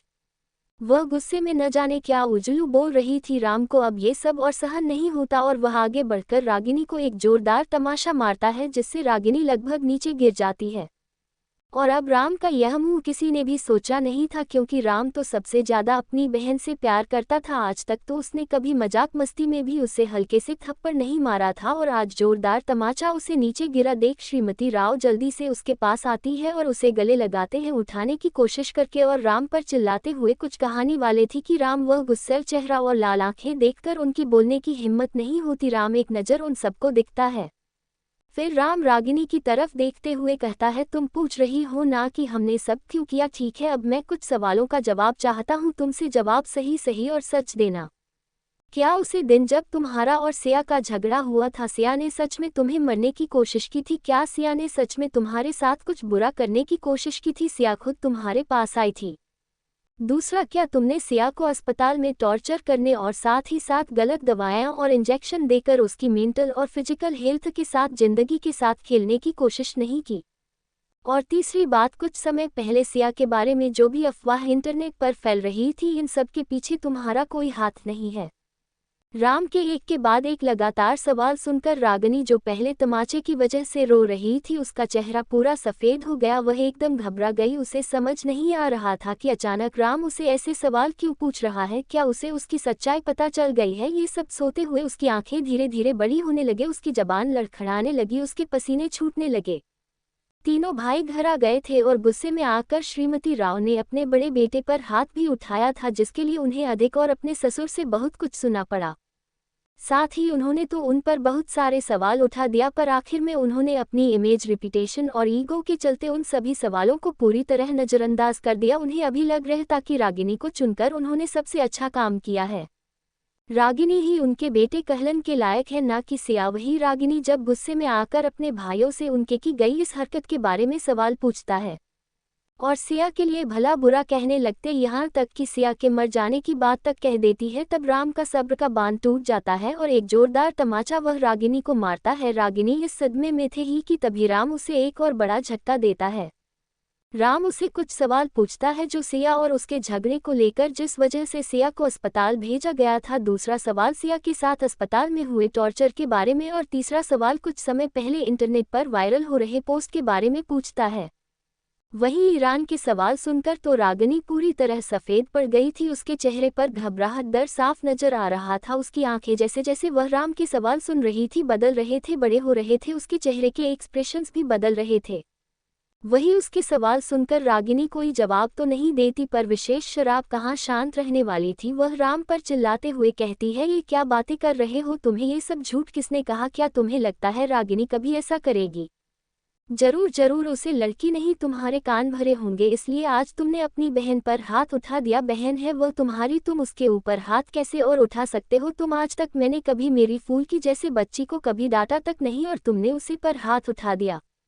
वही अधिक सामने आकर कहता है, आपके इस फूल जैसे बच्ची ने क्या कुछ नहीं किया आपको पता है? और हाँ, यह मेरी बहन नहीं है, मेरी बहन सिया है, सिर्फ सिया। फिर रागिनी की तरफ देखते हुए अपने हर एक शब्द पर जोर लगाते हुए कहता है, मेरी असली बायोलॉजिकल बहन, उसमें और मेरे में एक ही खून दौड़ता है, मेरा और उसका खून का रिश्ता है। सही कहा तुमने, आखिर में खून का रिश्ता ही सबसे बड़ा होता है। इसीलिए मैं आज तुम्हें और सबसे कहता हूँ, आज से मेरी सिर्फ एक बहन है और उसका नाम है सिया। और फिर अपनी माँ की तरफ देखते हुए, और क्या कहा आपने? सिया ने कान भरे हैं। अरे उस बेगारी ने तो कभी एक शब्द तक नहीं कहा, जबकि उसके साथ इतना कुछ हो गया। क्या आपने कभी पूछा उसे? कभी उसके सर पर हाथ फेर कर पूछा नहीं क्या हुआ है? आप तो सिर्फ जो ये लड़की बोलती गई, आप सब ने क्या? मैं भी उस पर विश्वास किया और बेचारी के साथ कितना कुछ गलत करता रहा। तभी दादाजी जो कब से ये सब सुन रहे थे, जब सिया का जिक्र आता है और अधिक की आधी अधूरी बातें और राम के सवाल सुनते हैं, तो उन्हें कुछ बहुत गलत होने का अंदेशा होता है। और फिर वह अपने पोते की तरफ देखते हुए अपनी कड़क आर्मी व के कप्तान की तरह ऑर्डर देने वाली टोन में रहते हैं, जो भी है क्लियर बताओ। जिस पर अधिक उनके तरफ आता है, घुटनों के बल बैठकर उनके पैरों पर अपना सर रखता है और कहता है, वह हमें कभी माफ़ नहीं करेगी, वह कभी हमें अपना नहीं मानेगी, वह कभी हमारे पास वापस नहीं आएगी, कभी नहीं आएगी। हमने उसे खो दिया। अपने पोते को यूं रोता देख दादाजी को समझ नहीं आ रहा था कि क्या हो रहा है, इसलिए एक हाथ से अधिक का कर चलते हुए वह राम की तरफ देखते हैं। तो राम गहरी सांस लेकर रागिनी की तरफ एक नफरत भरी नज़र डालकर दादाजी की तरफ देखकर अपनी आवाज़ थोड़ी ऊंची करते हुए बताना शुरू करता है, दादाजी आप हमेशा पूछते थे ना कि हम कभी सिया को एक्सेप्ट क्यों नहीं करते थे। इसके पीछे दो कारण थे, किया कि अचानक ये सब बदल गया, हमें सच में बिल्कुल भी एक्सेप्ट करने के लिए तैयार नहीं थे, और दूसरी हमें ब्लैकमेल किया था। उसने कहा था अगर हमने सिया को एक्सेप्ट कर लिया तो वह हमें छोड़कर चली जाएगी या तो सुसाइड करने की। तब हमने सोचा कि रागिनी तो जब से छोटी थी तब से हमारे साथ है, उसके लिए कल परसों ये लड़की इतनी इम्पोर्टेंट नहीं है, इसलिए हमने तुरंत रागिनी की बात मान ली और तुरंत सिया को इस तरह ट्रीट किया। लेकिन इसका मन यही नहीं भरा दादाजी, उसे दिन जब घर पर कोई नहीं था तब इसने सिया को अपने कमरे में बुलाया था, उसे इस हद तक प्रोवोक किया, उसे गुस्सा दिलाया, उसकी परवरिश के बारे में, उसके आश्रम के बारे में उसे बहुत कुछ कहा, उसे नीचा दिखाए। और जब सिया को बहुत गुस्सा आया और वह इस पर हाथ उठाने के लिए आ गया, तब रागिनी ने उसे मारा था। और जब हम सब वहां आए तब राखी में ऐसा प्रिटेंड किया जैसे सिया उसे मार रही है, उसे टॉर्चर कर रही है। पर हम सब कितने बेवकूफ़ हैं, इतना भी नहीं सोच सके कि वह दुबली पतली कमज़ोर सिया रागिनी को कैसे मार सकती है, क्योंकि रागिनी तो बचपन से सेल्फ डिफेंस कराटे बॉक्सिंग की ट्रेनिंग लेती आई है, तो फिर वह सिया से मार कैसे खा सकती है। और हमारी बेवकूफ़ी की हद तो देखो, एक नौकरानी ने और इसने हमें कहा कि सिया मेंटली स्टेबल नहीं है, वह पागलों की तरह बीएफ कर रही है, और हमने बिना कुछ जाने समझे मान लिया। और अशिया को अस्पताल भी भेज दिया, पर हम में से किसी ने भी इस बारे में नहीं सोचा कि हॉस्पिटल कौन सा है, सिया को कहाँ भेजा गया है। किसी ने इस बारे में कुछ जानने की कोशिश ही नहीं की। और फिर अचानक कुछ महीनों बाद सिया मिस्टर बजाज के पास मिलती है। इन सब ने मुझे सोचने के लिए मजबूर कर दिया, इसलिए मैंने अपने कुछ आदमियों को इस बारे में पता लगाने के लिए कहा था। पहले तो बहुत कुछ ढूंढने के बाद भी कुछ नहीं मिला, पर मैं हार नहीं मानी और लगातार इस बारे में ढूंढने के लिए और आदमियों को लगा, और तब जाकर मुझे पता चला कि सिया को दिल्ली के बेस्ट हॉस्पिटल में नहीं, एक नॉर्मल मेंटल हॉस्पिटल में रखा गया था, जहां पर उसे हमेशा टॉर्चर किया जाता था, उसे मारा पीटा जाता था, उसे कई दिनों तक भूखा रखा जाता था। और जब सिया वहां से भागने की कोशिश करती थी या हम में से किसी से कांटेक्ट करने की कोशिश करती थी, तब उसे इलेक्ट्रिक शॉक दिए जाते थे। और इसी तरह एक बार जब उन्होंने सिया पर कुछ ज्यादा ही शॉक का इस्तेमाल किया, तब सिया उसे सहन नहीं कर पाए और उसे तुरंत एक दूसरे बड़े अस्पताल में भेजने की जरूरत आ गई, क्योंकि वह सब इतना ज्यादा था कि लगभग सिया की जान जाते जाते बची। और जब सिया ने उसे अस्पताल से भागने की कोशिश की, तब जाकर उसकी मुलाकात मिस्टर बचत से हुई और वह सिया को अपने साथ लेकर, वही रागिनी अपनी सारी सच्चाई ऐसे सामने आता देख हड़बड़ा जाती है और फिर जोर से कहते, नहीं नहीं, ये सब झूठ है, मैंने ऐसा कुछ नहीं किया, आप मुझ पर विश्वास कीजिए ना, आप मुझे सालों से जानते हैं, मैं ऐसा कभी कर सकती हूँ क्या, आप उसे पर भरोसा क्यों कर रहे हैं? आपकी बहन, आपको मुझ पर भरोसा करना चाहिए ना कि उसे लड़की पर, आप ऐसा नहीं कर सकते, मैं सब कुछ नहीं किया, ये सब झूठ है, ये सब झूठ है। उसका साथ देते हुए श्रीमती राव भी कहते हैं कि राम को कुछ गलतफहमी हुई होगी या किसी ने गलत इन्फॉर्मेशन उसे दी होगी। उनकी रागिनी कभी ऐसा कभी कर ही नहीं सकती, वह तो बस एक फूल की तरह है, कोमल नाजुक, ये सब कभी कर ही नहीं। उसको सरेआम झूठ बोलता देख राम का गुस्सा अब फूटने के लिए तैयार था। उसने लगभग चिल्लाते हुए कहा, ये सब मुझे सिया ने नहीं बताया, मैंने जिन आदमियों को इस बारे में पता लगाने के लिए कहा था उन्होंने बता, साथ ही मेरे पास वह डॉक्टर भी है जिसे तुमने पैसे देकर सिया को टॉर्चर करने के लिए कहा था। अगर अभी तुमने इन सब को झूठ लाने की कोशिश की तो उसे डॉक्टर को मैं यहाँ लाने के लिए एक समय का भी नहीं सोचूंगा, इसलिए झूठ बोलना बंद करो। और साथ ही मैंने अपने कुछ हैकर्स को भी इन सब मामलों में जोड़ दिया था, इसलिए उसने मुझे इस बात की भी रिपोर्ट दी कि जिस अकाउंट से सिया के बारे में वह सब चीज़ इंटरनेट पर वायरल हुई थी, वह कोई एक नहीं, बहुत सारे अकाउंट से। यह एक ग्रुप होता है जो पैसे के बदले इंटरनेट पर ऐसी चीज़ हर जगह फैलता है। पर इस ग्रुप के एक मेंबर ने मुझे ये बताया कि उसे एक अननोन नंबर से मैसेज आया था, साथ ही पैसे भी इस नंबर से भेजे गए थे। मैं जब नंबर देखा तो वह रागिनी का नहीं था, वह सिया के कॉलेज के एक लड़की का था। पर इत्तेफाक की बात यह है कि वह रागिनी की एक बेस्ट फ्रेंड है। दूसरी बात, मैंने रागिनी के अकाउंट डिटेल्स चेक कराए। कुछ समय पहले रागिनी के अकाउंट से एक बड़ी अमाउंट निकल गई, जो सेम अमाउंट उन हैकर्स को या उसे ग्रुप के लोगों को दी गई थी सिया के बारे में और सारी इन्फॉर्मेशन फैलाने के लिए। इन सब से यही साबित होता है कि सिया के साथ जो भी हो रहा था उन सब के पीछे भी इस लड़की का हाथ था। तभी अधिक अपनी दादाजी के पैरों को पकड़े हुए कहता है, दादाजी आपको पता है वहाँ के ना एक और पेशेंट है जो सिया के बगल वाले सेल में रहती थी, हमने उससे भी बातचीत की। आपको पता है उसने क्या कहा? सिया को जब भी मारते थे ना तो उनसे क्या कहती थी कि उसे मत मारो, उसे दर्द हो रहा है, अगर उन लोगों ने उसे और मारा तो अपने भाइयों को बताएगी और उसके भाई उसे बचाएंगे और उन सबको पनिश करेंगे। और तब हम क्या कर रहे थे, उसे पूरी तरह से भूल चुके थे। वह वहाँ हमारा इंतजार कर रही थी कि तब हम यहाँ आए, उसे बचाए, उसे प्यार से गले लगा, पर हमने ऐसा कुछ नहीं किया। और अब बहुत देर हो गई दादाजी, बहुत देर। वह हमसे बहुत दूर चली गई, उसे हमारे परिवार की, प्यार की, भाई की, माँ बाप की, किसी की ज़रूरत नहीं है। उसने अपने अंदर के सारे इमोशंस को ख़त्म कर दिए उसने।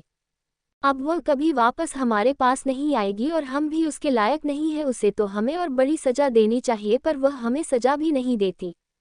वही दादाजी जो ये सब सुन रहे थे, उनकी आंखों से भी आंसू छलक आए। उन्हें पता ही नहीं था कि उनकी पोती के साथ इतना सब कुछ हो गया और उनकी पोती ने एक बार भी उन्हें इस बारे में बताना सही नहीं समझा।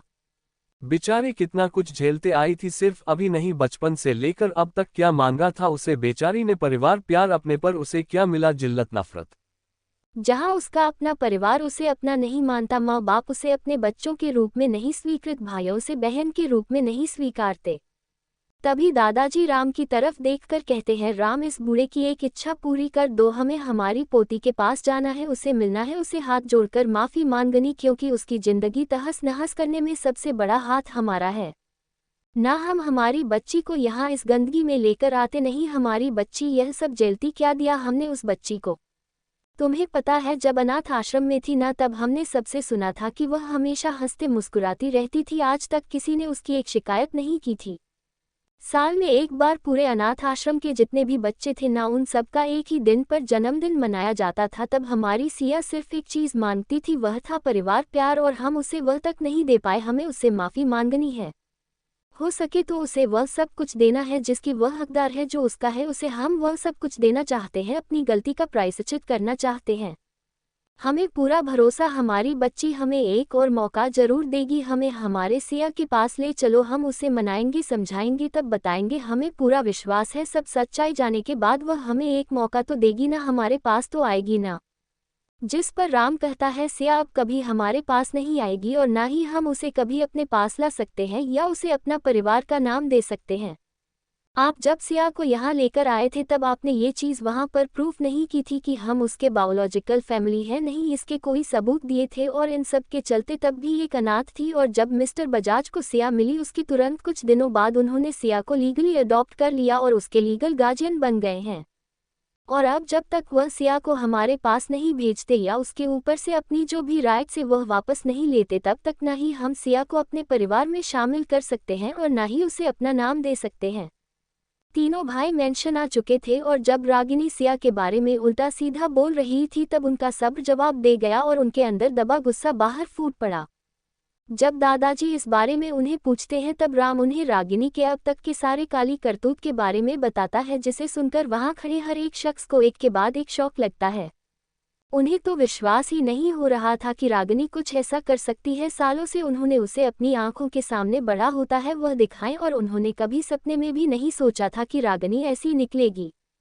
हमेशा से उसकी तरफदारी करने वाली श्रीमती राव आज शांत पड़ गई थी। उन्हें तो विश्वास ही नहीं हो रहा था। उन्हें अभी लग रहा था कि जरूर कुछ न कुछ मिसअंडरस्टैंडिंग हुई होगी, वरना उनकी यह समझदार बैठे ऐसा कभी कर ही नहीं सकती। वहीं दूसरी तरफ रागिनी जो पहले थप्पड़ की वजह से रो रो कर बुरी हालत में थी, जब उसने राम के मुंह से वह सब सुन तो वह पीली पड़ गई। उसके दिमाग में काम करना बंद कर दिया और वह इस जगह पर कांपने लगी। फिर भी हिम्मत करते हुए अपने लड़खड़ाती जवान में वह नहीं नहीं ये सब झूठ है भाई, ये सब झूठ है, ऐसा मैंने कभी कुछ नहीं किया। आपको लगता है क्या मैं ऐसा कुछ कर सकती हूँ? ये सब उसे लड़की की प्लानिंग है आप सबको मेरे खिलाफ भड़काने की। आपको क्या लगता है मैं ऐसा कुछ करूंगी? आप तो मुझे बचपन से देखते आए हो ना, मैं कभी ऐसा कर सकती हूँ? आप मुझ पर विश्वास करो ना। आपको उसी लड़की पर क्यों विश्वास कर रहे हो? आप मेरी फैमिली हो, आपको मुझ पर विश्वास करना चाहिए ना कि उसी लड़की पर। इतनी देर से शांत खड़ा नक्श अब और सहन नहीं कर पाता। फ्लावर पॉट उठाकर जमीन में पटक देता है। उसकी आवाज़ से वहां सन्नाटा छा जाता है और फिर वह रागिनी की तरफ अपनी लाल गुस्से भरी आंखों से देखा है। नक्श जब से वहां आया था उसने एक शब्द नहीं कहा था। वह किसी पुतले की तरह वहां खड़ा था। उसके अंदर इस वक्त कुछ अलग ही इमोशंस का सैलाब उठा हुआ था। उसे समझ ही नहीं आ रहा था कि उसे क्या करना चाहिए। इतना सब कुछ हो जाने के बाद भी रागिनी को इतने सारे आम झूठ बोलते हुए और सारा इल्जाम सिया पर लगाते हुए देखकर उसने गुस्से में वह कर दिया जिसकी वजह से अब महल पूरा शांत हो गया। वह अपने गुस्से से लाल आंखों से रागिनी का की तरफ देखते हुए कहता है, तुम्हें लगता है हम पागल हैं? ये भी किसी के भी कहने पर इतनी बड़ी बात मान लेंगे? और तुम्हें शर्म नाम की शर्म हाय कोई चीज़ नहीं है ना? इतना सब कुछ करने के बाद भी तुम सरेआम झूठ बोल रही हो। तुम्हें क्या लगता है हम पागल हैं जो बिना किसी सबूत के बस यूं ही कुछ भी बात करेंगे? तुम्हें कहना है कि यह सब जो अभी भाई ने कहा वह सब झूठ है, सही कहा ना मैंने? जिस पर रागिनी अभी आपने झूठ से पीछे ना हटते हुए अपना सर हमें हिलाते ये देखकर नक्श के चेहरे पर एक डेविल मुस्कुराहट आ जाती है और फिर वह कहता है वेरी गुड। फिर वह बाहर खड़े अपने बॉडीगार्ड को आवाज देता है उसे अंदर लिया। उसके बस इतना कहने पर से दो हैक बॉडीगार्ड्स एक आदमी को लगभग घसीटते हुए अंदर ले आ रहे थे। जिस आदमी को वह अंदर घसीट कर ले आ रहे थे उसकी हालत कुछ अच्छी नहीं लग रही थी। इस वक्त उसे देखकर ऐसा लग रहा था जैसे उसे बहुत बुरी तरीके से टॉर्चर किया गया। उसके बॉडी पर ऐसा एक भी पार्ट नहीं होगा जिस पर जख्म ना हो और खासकर उसके चेहरे पर 3 बड़े बड़े गहरे घाटे जैसे किसी जंगली जानवर का पंजा। जब रागिनी उसे आदमी को देखते हैं तो कंफ्यूज हो जाती है कि यह कौन है और नक्श ने उसे अंदर लाने के लिए क्यों कहा है, पर जब वह उसे आदमी को गौर से देखती है तो उसकी हालत और ख़राब होने लगती है, क्योंकि यह वही डॉक्टर था जिसे उसने पैसे देकर सिया को टॉर्चर करने के लिए कहा था। साथ ही सिया को ऐसी ट्रीटमेंट और दवाएं देने के लिए कहा था जिससे श्याम मेंटली डिसेबल हो जाए। सभी उसे डॉक्टर की तरफ देख रहे थे। तभी राम आगे आकर कहता है, ये वही डॉक्टर है जिसने उसे मेंटल हॉस्पिटल में सिया को टॉर्चर किया था और सिया को गलत दवाएं देता था। फिर नक्श जब वह अंदर आ रहे आदमी को देखा है तो अपना गुस्सा काबू करने की कोशिश करता है, पर जब उसका गुस्सा काबू नहीं होता तो वह बॉडीगार्ड्स की तरफ बढ़ता है और उसे डॉक्टर को एक झन्नाटेदार थप्पड़ मारता है। थप्पड़ के चलते उसे डॉक्टर का चेहरा एक तरफ हो जाता है और चेहरे पर दर्द लिए सामने नक्श की तरफ देखा है। नक्श उसे पर बिना दया दिखाए उसके चेहरे को अपने हाथ में भरकर बुरी तरह से दबाते हुए कहता है, सच सच सबके सामने बात वरना तुझे जान से मार दूंगा। नक्श की धमकी बरसे वो डॉक्टर किसी पोपट की तरह जल्दी जल्दी सभी चीज बताने लगता है कि कैसे एक और हमेशा उसे पैसे देती थी सिया को टॉर्चर करने के लिए, साथ ही गलत दवाएं और ट्रीटमेंट देने के लिए। फिर जब नक्श उसकी आंखों में देखा है और कैसा है, तुम्हें ये सब करने के लिए किसने कहा था, मुझे उसका नाम बताओ मुझे, वह कौन था, ये बोलकर वह उसका चेहरा एक तरफ छोड़कर 2 कदम पीछे हट जाता है। तो वह डॉक्टर अपने चेहरे पर हो रहे दर्द को सहन करते हुए कहता, वह औरत थी जो हमेशा मुझे पैसे देने के आया करती थी और वही कभी कभार मुझे बताती थी कि मैडम को इस तरह टॉर्चर करो, भूख रखो। वह ये सब बोल ही रहा था कि तभी उसकी नज़र मेंशन के एक कोने में खड़ी सर्वेंट पर जाता है और उसे देखकर उसकी आंखें बड़ी बड़ी हो जाती और फिर वह जो अपनी मरी हुई आवाज़ में सब बता रहा था अचानक अपनी पूरी ताकत लगाकर उसे और देखते हुए, वह औरत है जो मुझे ये सब करने के लिए कहते थे, वह औरत है वह। ये बोलकर वह बार बार उसे तरफ देखने लगा और अपनी बुलंद आवाज में कहने लगा। उसकी आवाज और उसकी बात सुनकर सब उसे दिशा में देखते हैं तो वहां पर एक पिलर के पीछे एक सर्वेंट खड़ी थी जो घर में सालों से कम कर रही थी। अपने पीछे खड़े असिस्टेंट को दादाजी आंखों से इशारा करते हैं, दादाजी का इशारा मिलते हैं। दादाजी का असिस्टेंट जल्दी से उसे तरफ जाता है और एक हाथ से उसे लेडी का हाथ पकड़ किसी प्लास्टिक बैग की तरह उन्हें अपने साथ ले आता है। भले वह दिखने में एक नॉर्मल असिस्टेंट की तरह था पर उसका बैकग्राउंड बहुत खास था। वह दादाजी का आर्मी के समय का एक सबसे वफादार सोल्जर था और रिटायर होने के बाद उसने दादाजी के साथ रहने का फैसला लिया, इसलिए दादाजी ने उसे अपना असिस्टेंट के रूप में अपने साथ रखा था। भले ही उसकी उम्र हो गई हो पर अंदर की ताकत और वह सोल्जर वाली पावर अभी खत्म नहीं हुई थी। वह उसे सर्वेंट को वाहन लेकर आया, वह सर्वेंट किसी कटी पतंग की तरह उसके पीछे उसके चलने की स्पीड से चलने की कोशिश करती है पर बेचारी को लगभग भागना पड़ रहा था। वह उसे लेकर आता है और एक झटके से उसे आगे धकेल लेता है जिससे वह सर्वेंट अपना बैलेंस नहीं बन पाती और सीधा जमीन पर जाकर गिरती है। जब वह सर्वेंट अपने सर पर हाथ रखती है तो उसे कुछ लाल और लिक्विड फील होता है, मतलब फ्लो कर टकराने की वजह से उसका सर फट गया था। उसे बेहताशा दर्द हो रहा था, वह अपने मुंह से दर्द से ठीक नहीं वाली थी कि तभी उसकी नज़र सामने व्हीलचेयर पर बैठे दादाजी पर गई और उसकी आवाज़ उसके गले में ही रह गई। उसने बहुत ज़्यादा जहाज से अपनी आवाज़ को अपने अंदर दबाया और अपनी नज़रें नीचे कर ली और घुटनों के बल बैठकर दादाजी उसकी तरफ घूर कर देखने के लगे और उन्होंने बस इतना ही कहा, तुम बता रही हो या हम हमारे तरीके से पूछे। सर्वेंट कोई पागल इंसान नहीं था, उसे दादाजी की पावर और दादाजी के बातों का मतलब बहुत अच्छे से समझ आ जाता है क्योंकि वह सालों से यहाँ काम कर रही थी, इसलिए वह काफ़ी डर गई और डरते हुए बताना शुरू किया, सर इन सब में मेरी कोई गलती नहीं है, ये सब मैंने जानबूझकर नहीं कहा, मुझे ये सब करने के लिए कहा गया था, मैंने मना भी किया था लेकिन मुझे डरा कर धमका कर यह सब कराया गया। मैं सच में ऐसा कभी नहीं करना चाहती थी पर रागिनी मैंने मुझे धमकी दी, अगर मैं ऐसा नहीं करूंगी तो वह मेरे साथ मेरी पूरी फैमिली को भी इन सब में घर सेटिंग की और उन सब का जिंदगी खराब कर देगी, इसलिए मैंने ये सब किया, कर मुझ पर विश्वास कीजिए। जिस पर नक्श कहता है, मुझे तुम्हारी यह राम कथा नहीं सुनाई, मुझे बता उसे दिन जब हम सब घर नहीं थे और रागिनी और सिया की फाइट हुई थी, उसे दिन असल में क्या हुआ था। जिस पर सर्वेंट घबराती है और अपना सर नीचे किए हुए ही कह देकर, उसे दिन हमने आपसे झूठ कहा था, जैसा मैंने कहा था वैसा कुछ नहीं हुआ था। वह तो छोटी मालकिन थी जिन्होंने सिया को अपने पास बुलाया था, जिनके पास उन्होंने सिया को मारा भी था और जब हमने उन्हें बताया कि आप सब आ गए तो उन्होंने ऐसा दिखावा कि जैसे सिया मैडम पागल हो गई है और उन्हें मार रही है, पर ऐसा कुछ नहीं था। हमने भी आप सबको वही बताएं जो हमें मैडम ने खाने के लिए कहा था। हमें माफ़ कर दीजिए सर, हमने ये जानबूझकर नहीं किया, बस एक मौका दे दीजिए, अगली बार से ऐसी गलती कभी नहीं होगी, प्लीज़ सर, प्लीज़ हमारी बात मानिए, एक बार मौका दे दीजिए। ये बोलकर वह हाथ जोड़कर रोने लगी और गिड़गिड़ाने लगी। सर्वेंट की बात सुनकर वहां खड़ी रागिनी जल्दी से आगे बढ़ाकर उसे सर्वेंट को एक जोरदार तमाचा मारती है और उसके ऊपर चिल्लाते हुए कहती है, तुम्हारी हिम्मत कैसे हुई मुझे इन सब में घसीट नहीं कि झूठ बोलने की, बताओ किसने पैसे दिए तुम्हें ये सब बोलने के लिए। बताओ कितने पैसे मिले हैं तुम्हें सिया से? हाँ, कितने पैसे दिए तुम्हें झूठ बोलने के लिए, मुझे मेरे परिवार से तोड़ने के लिए, इन सब की नज़रों में गिरने के लिए? बताओ। वही उसका ड्रामा देख रहा अधिक अब खुद के गुस्से को और कंट्रोल नहीं कर पाता और वह दादाजी के पर से अपना सर उठाकर उठना है और रागिनी की तरफ पड़ता है। इस वक्त रागिनी की बैक उसकी तरफ थी, इसलिए उसने यह नहीं देखा कि अभी उसकी तरफ आ रहा है।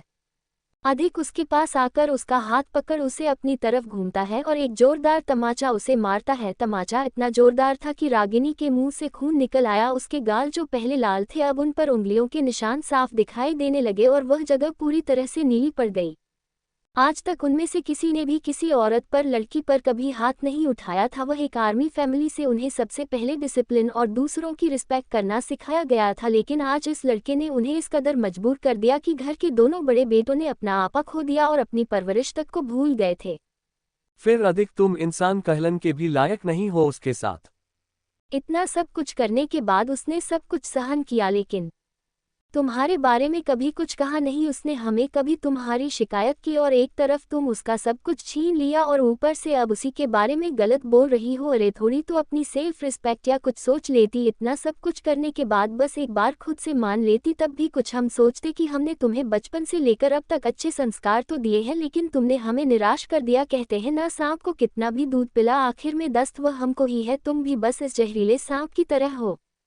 जिस परिवार में तुम्हें इतना बड़ा किया, तुम्हारी हर जरूरत का ख्याल रखा, तुम्हें सर आंखों पर बिठाया, तुम्हें राजकुमारी की तरह रखा, तुमने क्या किया? तुमने इस घर की बेटी के साथ इतना कुछ कर दिया। अरे तुम्हारा हक नहीं था तब भी, तुम्हारे लिए इतना सब कुछ था, लेकिन सिया का तो हक था ये सब चीज़ उसकी, पर उसने कभी एक चीज़ तक नहीं मांगी। फिर कैसी जलन और कैसी है नफरत है तुम्हारे अंदर मेरी सिया के लिए? आखिर ऐसा क्या ही कर दिया उसे बेचारी ने? बताओ मुझे, क्या कर दिया उसने तेरे साथ? रागिनी को अब कुछ सोच नहीं रहा था। वह बेवकूफ़ तो अभी दिल ही दिल इन सब के लिए सिया को जिम्मेदार ठहरा रहे थे। उसका जी कर रहा था कि अभी सिया के टुकड़े टुकड़े कर दे।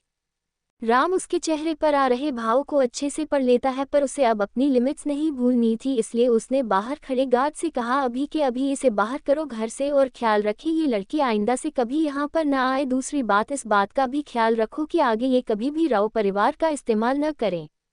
मैं आज ही प्रेस कॉन्फ्रेंस बुलाऊंगा और सब जगह इस बात को अनाउंस करेगा कि राव परिवार ने रागिनी को परिवार से बेदखल कर दिया है। रागिनी का और राव परिवार का अब कोई लेना देना नहीं है।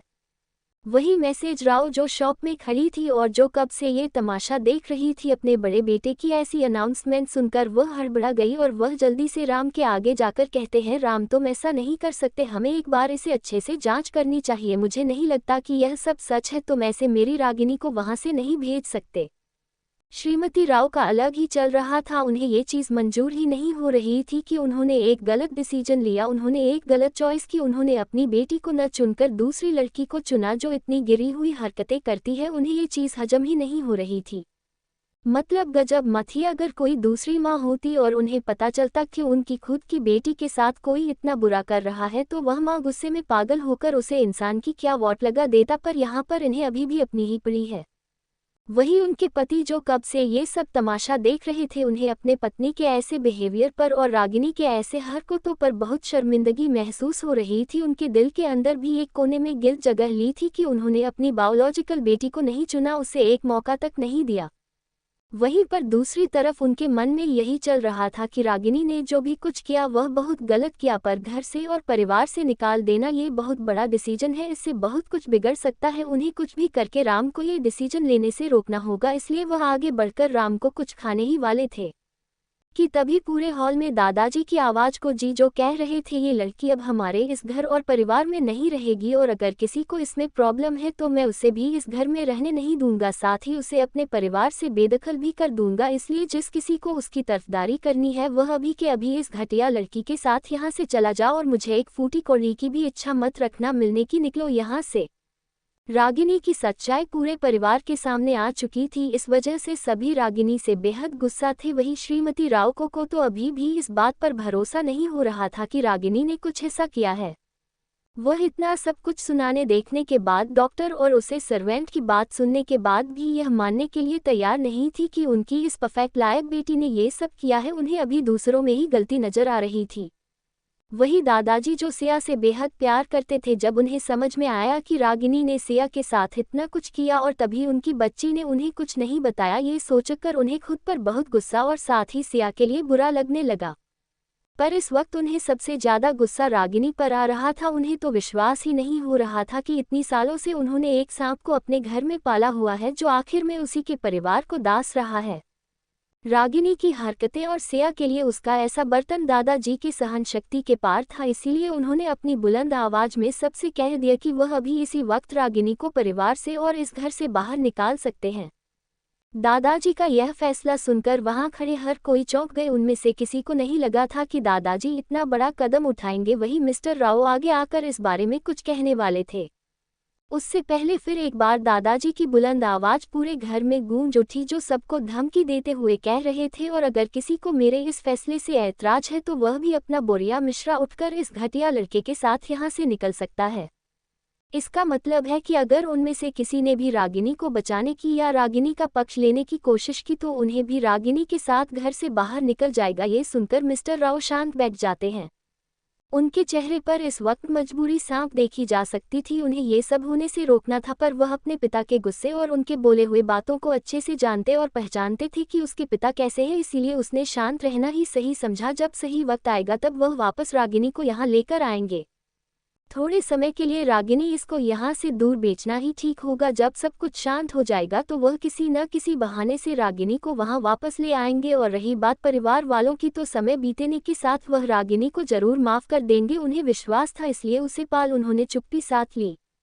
पर रागिनी जो कब से रोने का नाटक कर रही थी और गलती करने के लिए तैयार नहीं थी, बस एक दुखियारी गरीब बच्ची बनने का जो नाटक कर रहे थे दादाजी की बात सुनकर, तो उसे बहुत बड़ा झटका लगा। और अब तक हुई सभी चीज़ों के वजह से उसके दिलो दिमाग में सिया के लिए जो गुस्सा नफरत थी वह और बढ़ गई, इतनी बढ़ गई कि अब उससे ये नाटक और जारी नहीं रखा गया। और उसने लगभग चिल्लाते हुए कहा, नहीं, बिल्कुल नहीं, ये घर मेरा है, मैं यहाँ से कहीं नहीं जा रही और कोई भी मुझे यहाँ से नहीं निकल सकता, समझे आप। फिर वह सबकी तरफ उंगली दिखाते हुए अपनी लाल आंखों से देखते हुए चिल्लाते हुए कहते हैं, कैसे लोग हैं आप, मुझे इस घर की बेटी को बाहर निकलेंगी ये हक में किसी को नहीं देती। यह घर मेरा है और मैं राव परिवार की प्रिंस हूँ। मेरे साथ ऐसा बिहेव करने का किसी को राइट नहीं है, आप सबको भी नहीं। फिर अपने हाथों से अपने ही बोल नोचते हुए कहती है, मैं देर कर दी, मैंने गलती कर दी। अगर मैं इस समय उसे 2 कड़ी की लड़की को रास्ते से हटा दिया होता तो आज मुझे ये सब देखना ही नहीं पड़ता। वह सब उसकी वजह से हो रहा है, हाँ, ये सब उसे सिया की वजह से हो रहा है। मुझे पता था वह सब कुछ मुझसे छीन लेगी और उसने वही किया। उसके लिए मैं कभी माफ़ नहीं करूंगी। उसने मुझे मेरा नाम, मेरा घर, मेरा परिवार, मेरी रेपुटेशन, मेरी जगह, मेरे हक सब कुछ छीन लिया, बर्बाद कर दिया। अब मैं उसे नहीं छोड़ूंगी, मैं उसे बर्बाद कर दूंगी। वह ये बड़बड़ा रही थी। उसकी यह बात सुनकर अधिक गुस्से में भड़क जाता है और उसकी तरफ देखते हुए उससे भी ऊंची आवाज में कहता है, इन सब में सिया को मत घसीटना और तुम्हारे इस घटिया मुंह से मेरी बहन का नाम तक लेना।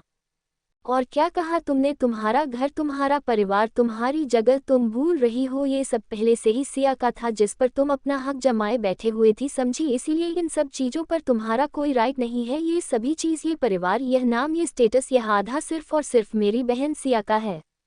अधिक की बात सुनकर रागिनी को बहुत गुस्सा आ जाता है। वह भी फिर अधिक के सामने खड़ी होकर चिल्लाते हुए कहते, अगर सिया तुम्हारी बहन है तो मैं कौन हूँ, मुझे जवाब चाहिए। अगर वह इस घड़ी की बेटी है तो मैं कौन हूँ, वह राव परिवार की प्रिंस है तो मैं कौन हूँ। जिस पर राम शांति से पर ठंडा लेज में कहता है, हमने कभी तुमने और सिया में फ़र्क नहीं किया, यहाँ तक कि सिया जपी तब भी हमने तुम्हारा साथ दिया, उससे ज़्यादा तुम्हें वैल्यू दी। उसके आने के बाद हमने कभी तुम्हें इस बात का एहसास दिलाया था कि तुम हमारी बहन नहीं हो, लेकिन वह तुम थी जिसने अपनी सारे हदें पार कर दी। वह तुम थी जिसे बेवजह सिया को परेशान किया। अरे परेशान क्या, लगभग तुमने उसे मार डाला था। बताओ मुझे रागिनी, इन सब में उसे बेचारी सिया की क्या गलती थी जो तुमने उसके साथ यह सब किया। बचपन से लेकर आज तक सब उसके साथ पूरा हुआ, उसने सब सहन किया, लेकिन कभी शिकायत नहीं की। और तुम जिन सभी चीज़ों पर सिया का हक था, जिस लाइफस्टाइल पर, जिस परिवार पर, प्यार पर सिया कहा था, वह सब तुम्हें मिला।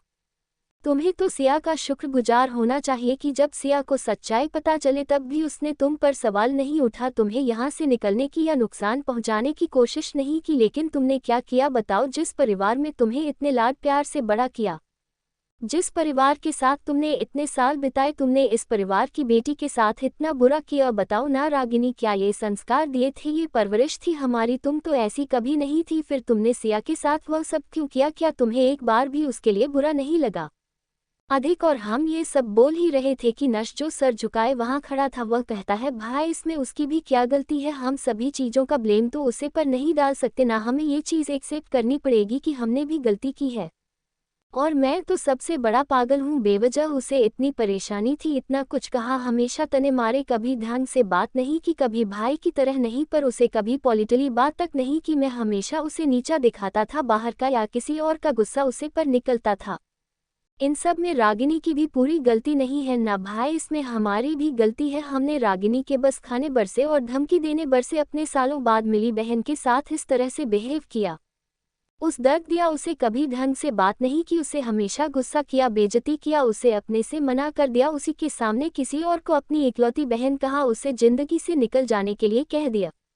वह सब तो हमें रागिनी खाने के लिए नहीं कहा था ना, वह सब तो हम नहीं कर दिया। और देखो भाई, आज होसिया ने हमारी बात मान ली, वह चली गई हम सबसे दूर, वह नहीं है अब हमारी फैमिली का हिस्सा, वह नहीं मानती हमें अपना परिवार, फोन नहीं हमारे परिवार करती उसे, अब हमारे प्यार की, नाम की, अपनी माँ की परिवार की जरूरत नहीं रही। हमने उससे उसकी पहचान, उसका परिवार, उसके रिश्ते, उसका इस घर में जो जगह है वह सब छीन। हम इतने बड़े हैं, अपनी अपनी लाइफ में सक्सेसफुल है, पर एक भाई के तौर पर ना आज बहुत हारा हुआ और गिरा हुआ महसूस हो रहा है। फिर ना अधिक की तरफ अपने कदम बढ़ाते हुए अधिक को गले लगा लेता है नक्श, और फिर कहता है, भाई आपको पता है जब से मैं हॉस्पिटल में उसे पेशेंट के मुंह से सिया के बारे में सुना है ना, तुझे बार बार मेरे दिमाग में वह इमेजिनेशन आ रही है, टिप्सिया दर्द से भी लगाते हुए हमें बुला रही थी, और तब हम यहाँ हंसी खुशी रह रहे थे। जब कई दिनों तक वहाँ भूखी प्यासी टॉर्चर से रही थी, तब हम सभी एक साथ बैठकर हंसी खुशी भरपेट खाना खा रहे थे। जब वह वहाँ अकेली थी तब हम यहाँ साथ में खुश थे।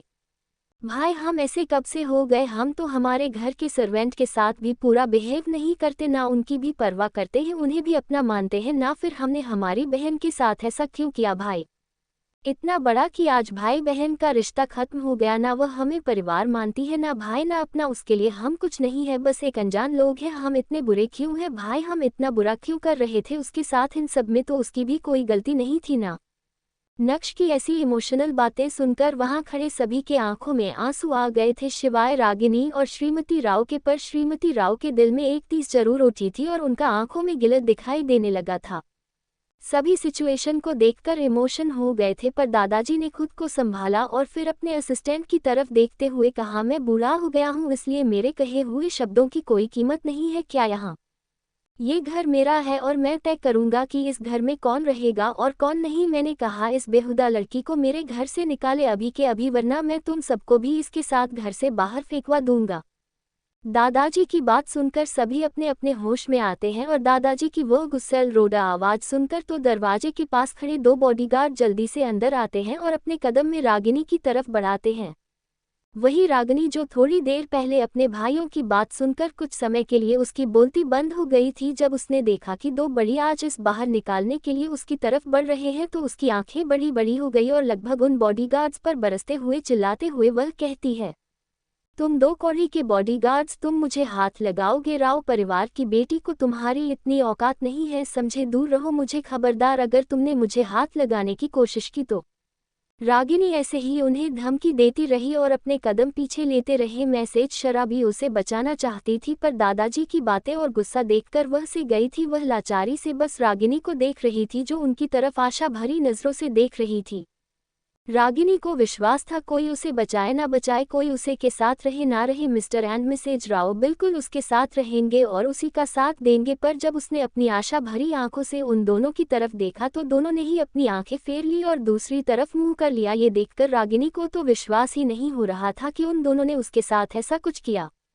दोनों गॉड्स आते हैं और दोनों तरफ से रागिनी को एक एक हाथ से पकड़ लेते हैं और उसे बाहर ले जाने लगते हैं। ये देखकर रागिनी और ज्यादा चटपटाने लगती है और खुद को छुड़ाने की कोशिश करने लगती है और चिल्लाते हुए उन बॉडीगार्ड्स पर अपना गुस्सा निकल रही थी, उन्हें धमकाने की कोशिश कर रही थी।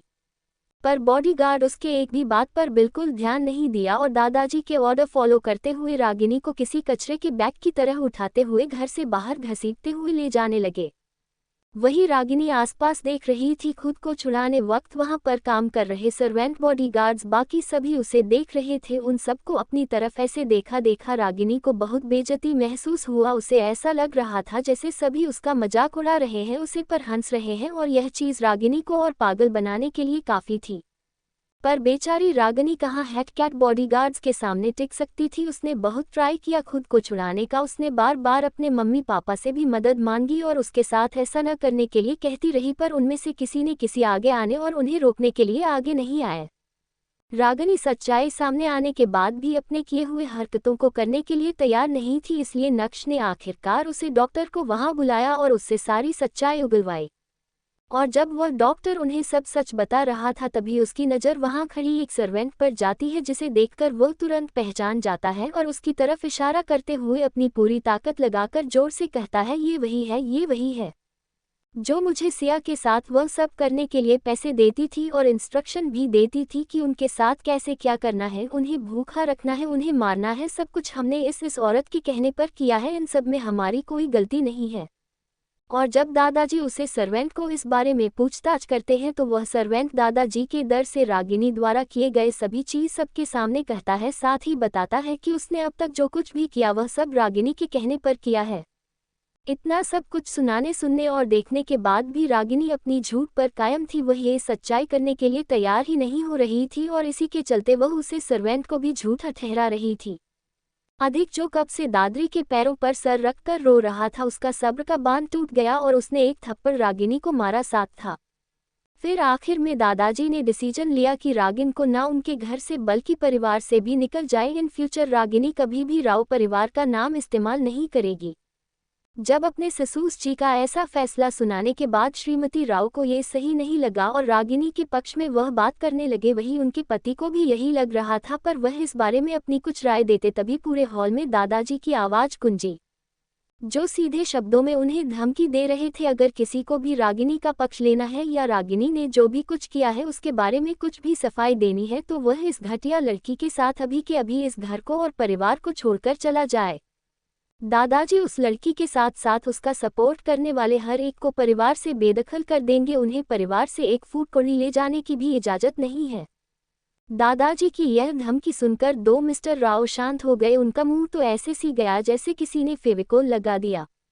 अब तक जो रागिनी का पक्ष लेते हुए मिसेज राव सबको उसकी तरफ से सफाई दे रही थी, जब दादाजी की ऐसी बात सुनती है तो ना चाहते हुए भी उन्हें रागिनी से 2 कदम पीछे हटाना पड़ता है। रागिनी तो पहले खुश थी क्योंकि उसे उसकी मां का सपोर्ट मिल रहा था, और जब तक वह उसे सपोर्ट कर रही किसी की इतनी हिम्मत नहीं है कि रागिनी के साथ कुछ बुरा कर सके। पर अपने भाइयों का ऐसा डिसीजन और दादाजी की धमकी और राव कपल की ऐसी रिएक्शन देखकर उसकी उम्मीद टूट गई। उसे वहां से नहीं जाना था। उसे ये लाइफ, ये नाम, वह स्टेटस और द हाई सोसाइटी नहीं छोड़नी थी, क्योंकि उसे अच्छे से पता था एक बार वह घर से निकाल दी गई तो इसका सीधा सीधा यही मतलब है कि यह न्यूज़ पूरे हाई सोसाइटी में फैल जाएगी।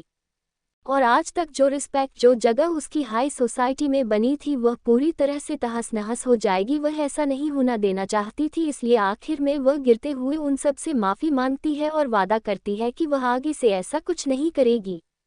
साथ ही अपना मन मार कर वह ये तक कह देती है कि वह सिया को सब कुछ वापस दे देगी जो सिया का है, पर उसे बस एक चांस से दीजिए। वह सिया के पैरों पर सर रखकर माफ़ी मांगने के लिए तैयार है, पर उसे घर से मत निकाल। पर उसकी कोई एक बात नहीं सुनता और 2 बॉडीगार्ड उसे लगभग कचरे के बैग की तरह घसीटते हुए घर से बाहर निकलने लगते हैं। श्रीमती राव का मन तो बहुत था कि यह सब रोक ले, पर उनके अंदर इतनी हिम्मत और ताकत नहीं थी कि वह दादाजी के डिसीजन के खिलाफ, क्योंकि दादाजी यह भी नहीं कह रहे थे, दादाजी बोलते हैं वही करके भी दिखाते हैं। इसलिए उन्होंने रागिनी को इस वक्त यहाँ से जाने देना ही ठीक समझा। बाद में वह रागिनी के इस मामले में जरूर कुछ करेंगे, ये सोचकर उन्होंने खुद के दिल को दिलासा दे, और खुद के मन में अभी भी उन्हें यही लग रहा था कि उन्होंने जो डिसीजन लिया है वही सही है, बाकी सब गलत है। वही रागिनी जो बाहर निकलते समय रो रही थी, विलग रही थी, सबसे दया की भीख मांग रही थी। जैसे जैसे उसे बाहर घसीट जा रहा था वैसे वैसे उसका असली चेहरा सबके सामने आ रहा था। रागिनी जो पहले रो रो कर सबसे रिक्वेस्ट कर रही थी, अब वह गुस्से में धमकी देना और गालियां देना शुरू कर रही थी। वह इस वक्त किसी मावली औरत की तरह लग रही थी जो दारू पीकर किसी और के घर में घुस आए हो और उसे बाहर फेंका जा रहा हूँ। वह सबको गालियां दे रही थी, कोस रही थी और खुद को छुड़ाने की कोशिश कर रही थी। इन सब में वह सच में पागल लग रही थी। भले ही रागिनी कोई इतना कुछ भी कर ले, पर बॉडीगार्ड से छूटना नामुमकिन था। आखिरकार बॉडीगार्ड उसे उठाकर बड़े से राम मैंशन के गेट के बाहर फेंकते हैं और उसके मुंह के ऊपर वह बड़े से गेट बंद कर देते हैं। रागिनी जो घुटनों के बाल नीचे गिरी हुई थी, उसका चेहरा, कपड़े, हर जगह मिट्टी लग गई थी। वह कैसे तैसे करके खड़ी होते, ऐसे फेंक जाने की वजह से उसकी कोहनी और घुटनों पर खरोंचें आ गई थी, पर उसे इस वक्त उसका दर्द नहीं हो रहा था। इस वक्त उसका दिल एक अलग नफरत और गुस्से की आग में जल रहा था। वह सामने दिख रहे मेंशन की तरफ दिखाते हुए के लिए, तुम सब ने बहुत गलत किया, तुम सब ने उसे लड़की के लिए मेरे साथ ऐसा सुलूक किया ना, इन सब की भरपाई तुम सबको करनी पड़ेगी। खून के आंसू रोवे, भीख मांगोगे मुझसे तुम सबको ना। मैंने अपने पैरों पर नाक रगड़ाई तो मेरा नाम भी रागिनी, तुम सब पछताओगे आज के दिन के लिए। इतना बोलकर वह अपने उल्टे हाथ से हाथ में आंसू को पहुंचती है और वहां से चली जाती है। वही मेंशन के अंदर दादाजी अधिक की तरफ देखते हुए गहरी गहरी सांस से लेते हुए, कैसे मुझे अभी के अभी सिया के पास जाना है। मैंने कहा मुझे अभी के अभी सिया के पास जाने, मुझे वहां लेकर चलो, मुझे सिया के पास लेकर चलो। दादाजी की तबीयत खराब होता देख तीनों भाई जल्दी से उनके पास आते हैं और अधिक और नक्श जल्दी से उनके दोनों हाथों को पकड़ उन्हें शांत रहने के लिए कहते हैं। राम भी उन्हें कहता है, दादाजी गहरी सांस लीजिए, सांसों को काबू कीजिए और शांत हो जाए। अगर आपकी तबीयत खराब हो गई तो आप अपनी सिया के पास कैसे जाएंगे, आपको हॉस्पिटल जाना पड़ेगा, इसीलिए खुद के सांसों पर काबू कीजिए, शांत हो जाए, वरना सिया के पास जाने की जगह हमें आपको अस्पताल ले जाना होगा। दादाजी यह सुनकर जल्दी से खुद को शांत करते हैं, क्योंकि उन्हें किसी भी कीमत पर अब हॉस्पिटल नहीं जाना था, उन्हें सिर्फ अपनी बच्ची के पास जाना था। इसलिए ना चाहते हुए भी वह धीरे धीरे करके खुद को शांत करने का बहुत प्रयास करते हैं और आखिर में सफल भी होते हैं। फिर वह अपनी पोतों की तरफ देखते हुए देखा, अब मुझे ठीक लग रहा है, लेकिन अभी के अभी मुझे मेरे बच्चे के पास जाना है, चलो मुझे लेकर। जिस पर नक्श जो उनके बगल में खड़ा था वह कहता, हम मिलने नहीं जा सकते। जिस पर दादाजी उसकी तरफ देखते हैं और पूछते हैं, क्यों हम हमारी बच्ची से मिलने नहीं जा सकते। जिस पर अधिक दूसरी तरफ उदासी से कहता है, क्योंकि उससे मिलने के लिए हमें मिस्टर बजाज की परमिशन की जरूरत है। कल शाम जब हम उससे अचानक मिलने गए थे तब हमें मिस्टर बजाज ने आखिरी वार्निंग दी थी कि आइंदा से हम या राव परिवार से कोई भी सिया से मिलने यहाँ बिना उनकी परमिशन के नहीं आ सकता, वरना इसके जो भी रिजल्ट होगा वह बहुत भयानक होगा। जिस पर दादाजी का चेहरा गंभीर हो जाता है और साथ ही उदास भी। तभी राम कहता है, मिस्टर बजाज का तो सही कर रहे ना, जब हम सिया से मिलने गए हैं, जब सिया हमसे मिले तब तक कुछ न कुछ तमाशा हुआ ही है, उसे बेचारी को कुछ न कुछ सहना पड़ा ही है। ये सब बोलते हैं वह अपनी माँ की तरफ देख रहा था, फिर वह निराश में अपना दादाजी की तरफ देखा है और कहता है, हम इस सब में कुछ नहीं कर सकते दादाजी। जिस पर दादाजी कहते हैं, मैं इतना भी बूढ़ा और कमज़ोर नहीं हूँ क्या कि मुझे अपनी पोती से मिलने के लिए किसी की परमिशन की ज़रूरत हो, नहीं, मुझे अभी अपनी पोती के पास जाना है। फिर अपने पीछे खड़े असिस्टेंट की तरफ देखा है और कैसे भी कुछ भी करो, अभी के अभी मिस्टर बजाज से कांटेक्ट करो, मैं खुद उनसे बात करूँगा, उन्हें रिक्वेस्ट करूँगा, मुझे पता है वह मुझे मना नहीं कर पाएंगे। दादाजी के असिस्टेंट कुछ सोचते अपना मोबाइल बाहर निकलते हैं और बड़े ढूंढने के बाद और बहुत जगह पूछताछ करने के बाद उसे मानव के असिस्टेंट ध्रुव का नंबर मिल जाता है और ध्रुव को कॉल लगा लेते हैं। बहुत देर तक रिंग जाती है, जब आखिरी रेंज जाकर फ़ोन कट होने ही वाला होता है कि दूसरी तरफ से कोई कॉल पिक कर लेता है और दूसरी तरफ से एक बहुत शांत पर भावहीन आवाज़ आती है, हेलो। वहां से कॉल उठा जाने पर दादाजी के असिस्टेंट जल्दी से पोलाइट वे में रहते हैं, हेलो, क्या मैं इस वक्त मिस्टर ध्रुव से बात कर रहा हूं। जिस पर दूसरी तरफ से आवाज आता है, हाँ आप। दादाजी का असिस्टेंट जल्दी से कहता है, जी सर, मैं मिस्टर ओवरड्राइव का असिस्टेंट बात कर रहा हूं, दरअसल मास्टर को आपके बिग बॉस से बात कर रही थी, क्या इस वक्त ऐसा हो सकता है, बहुत ज़रूरी बात है और मैडम से रिलेटेड है। दादाजी का असिस्टेंट भी अच्छे से जानता था, ऐसे तो मानव घंटा उनसे बात करने वाला था और ध्रुव उनसे बात करवा में भी नहीं वाला था अगर वह ऐसे बोलते, इसलिए उसने जानबूझकर सिया का जिक्र किया और हुआ भी उसके सोच के मुताबिक। सिया का जिक्र सुनते ही ध्रुव कोई रिस्क नहीं लेना चाहता था, क्योंकि बात अगर सिया से रिलेटेड हो और राव परिवार से कुछ हो तो ध्रुव में बिल्कुल नज़रअंदाज नहीं कर सकता, इसलिए कुछ पल सोने के बाद वह कहता है, आप 2 मिनट होल्ड कीजिए। ध्रुव जल्दी से मानव के केबिन में जाता है। इस वक्त मानव अपने लैपटॉप पर कुछ काम कर रहे हैं। ध्रुव पॉलिटली उसे अंदर आने की परमिशन मांगता है। परमिशन मिलने के बाद जब वह अंदर आता है तो वह मानव बहुत ही अदब से कहता है, सर मिस्टर ओड राव के असिस्टेंट का कॉल है, वह आपसे बात करना चाहते हैं, बात मैडम की रिलेटेड है, ऐसा उनका कहना है। जिस पर मानव की लैपटॉप पर नाच रहे थे रख रही उंगलियां रुक जाती है और वह एक कॉल लुक देकर ध्रुव की तरफ देखा है। ध्रुव उसकी नजरें देखकर साफ समझ रहा था मानव जैसे कह रहा हो कोई भी एरा गहरा ना तू गिरा, मेरी डार्लिंग का नाम लेगा तो तू क्या उसका हर एक कॉल आकर मुझे बताया, बेवकूफ। मानव की ऐसी नजरें समझकर ध्रुव अपनी बात आगे करना, मिस्टर ओड रावत है इसलिए मुझे जरूरी लगा, मानव नाम में कर हिलता है और अपना हाथ बढ़ाकर उसके हाथ से फोन लेता है और एक नज़र स्क्रीन पर देखने के बाद उसके चेहरे पर एक डेविल मुस्कुराहट आती है। वह सिर्फ फोन अपने कान से लगाए हुए बैठा था, उसने कुछ रिस्पांस नहीं दिया था। वहीं दूसरी तरफ अब तक फोन दादाजी के पास आ गया था और उन्हें मोबाइल से आ रही आवाज से पता चल गया था कि दूसरी तरफ मानव है। इसलिए उन्होंने अपना ईगो और अपना मान सम्मान एक तरफ रखते हुए खुद से बात करने की पहल की और कहते हैं, हेलो मानव, मैं ओड राव बात कर रहा हूँ, मुझे तुमसे एक बहुत जरूरी काम है, मुझे मेरी पोती से मिलना है। दादाजी की ऐसी बात सुनकर मानव का एक आईब्रो ऊपर उठ जाता है और चेहरे पर एक मजाक उड़ाने वाली मुस्कुराहट आ जाती है और फिर वह अपनी कोल्ड इमोशनल लेस वॉइस में कहता, डेडपैन फेस, आपको अपनी पोती से मिलना है तो इसमें मुझे क्या मिलेगा मिस्टर राव, मेरा क्या फ़ायदा जो मैं आपकी बात मान लूँ। Smirk to be continued in next episode.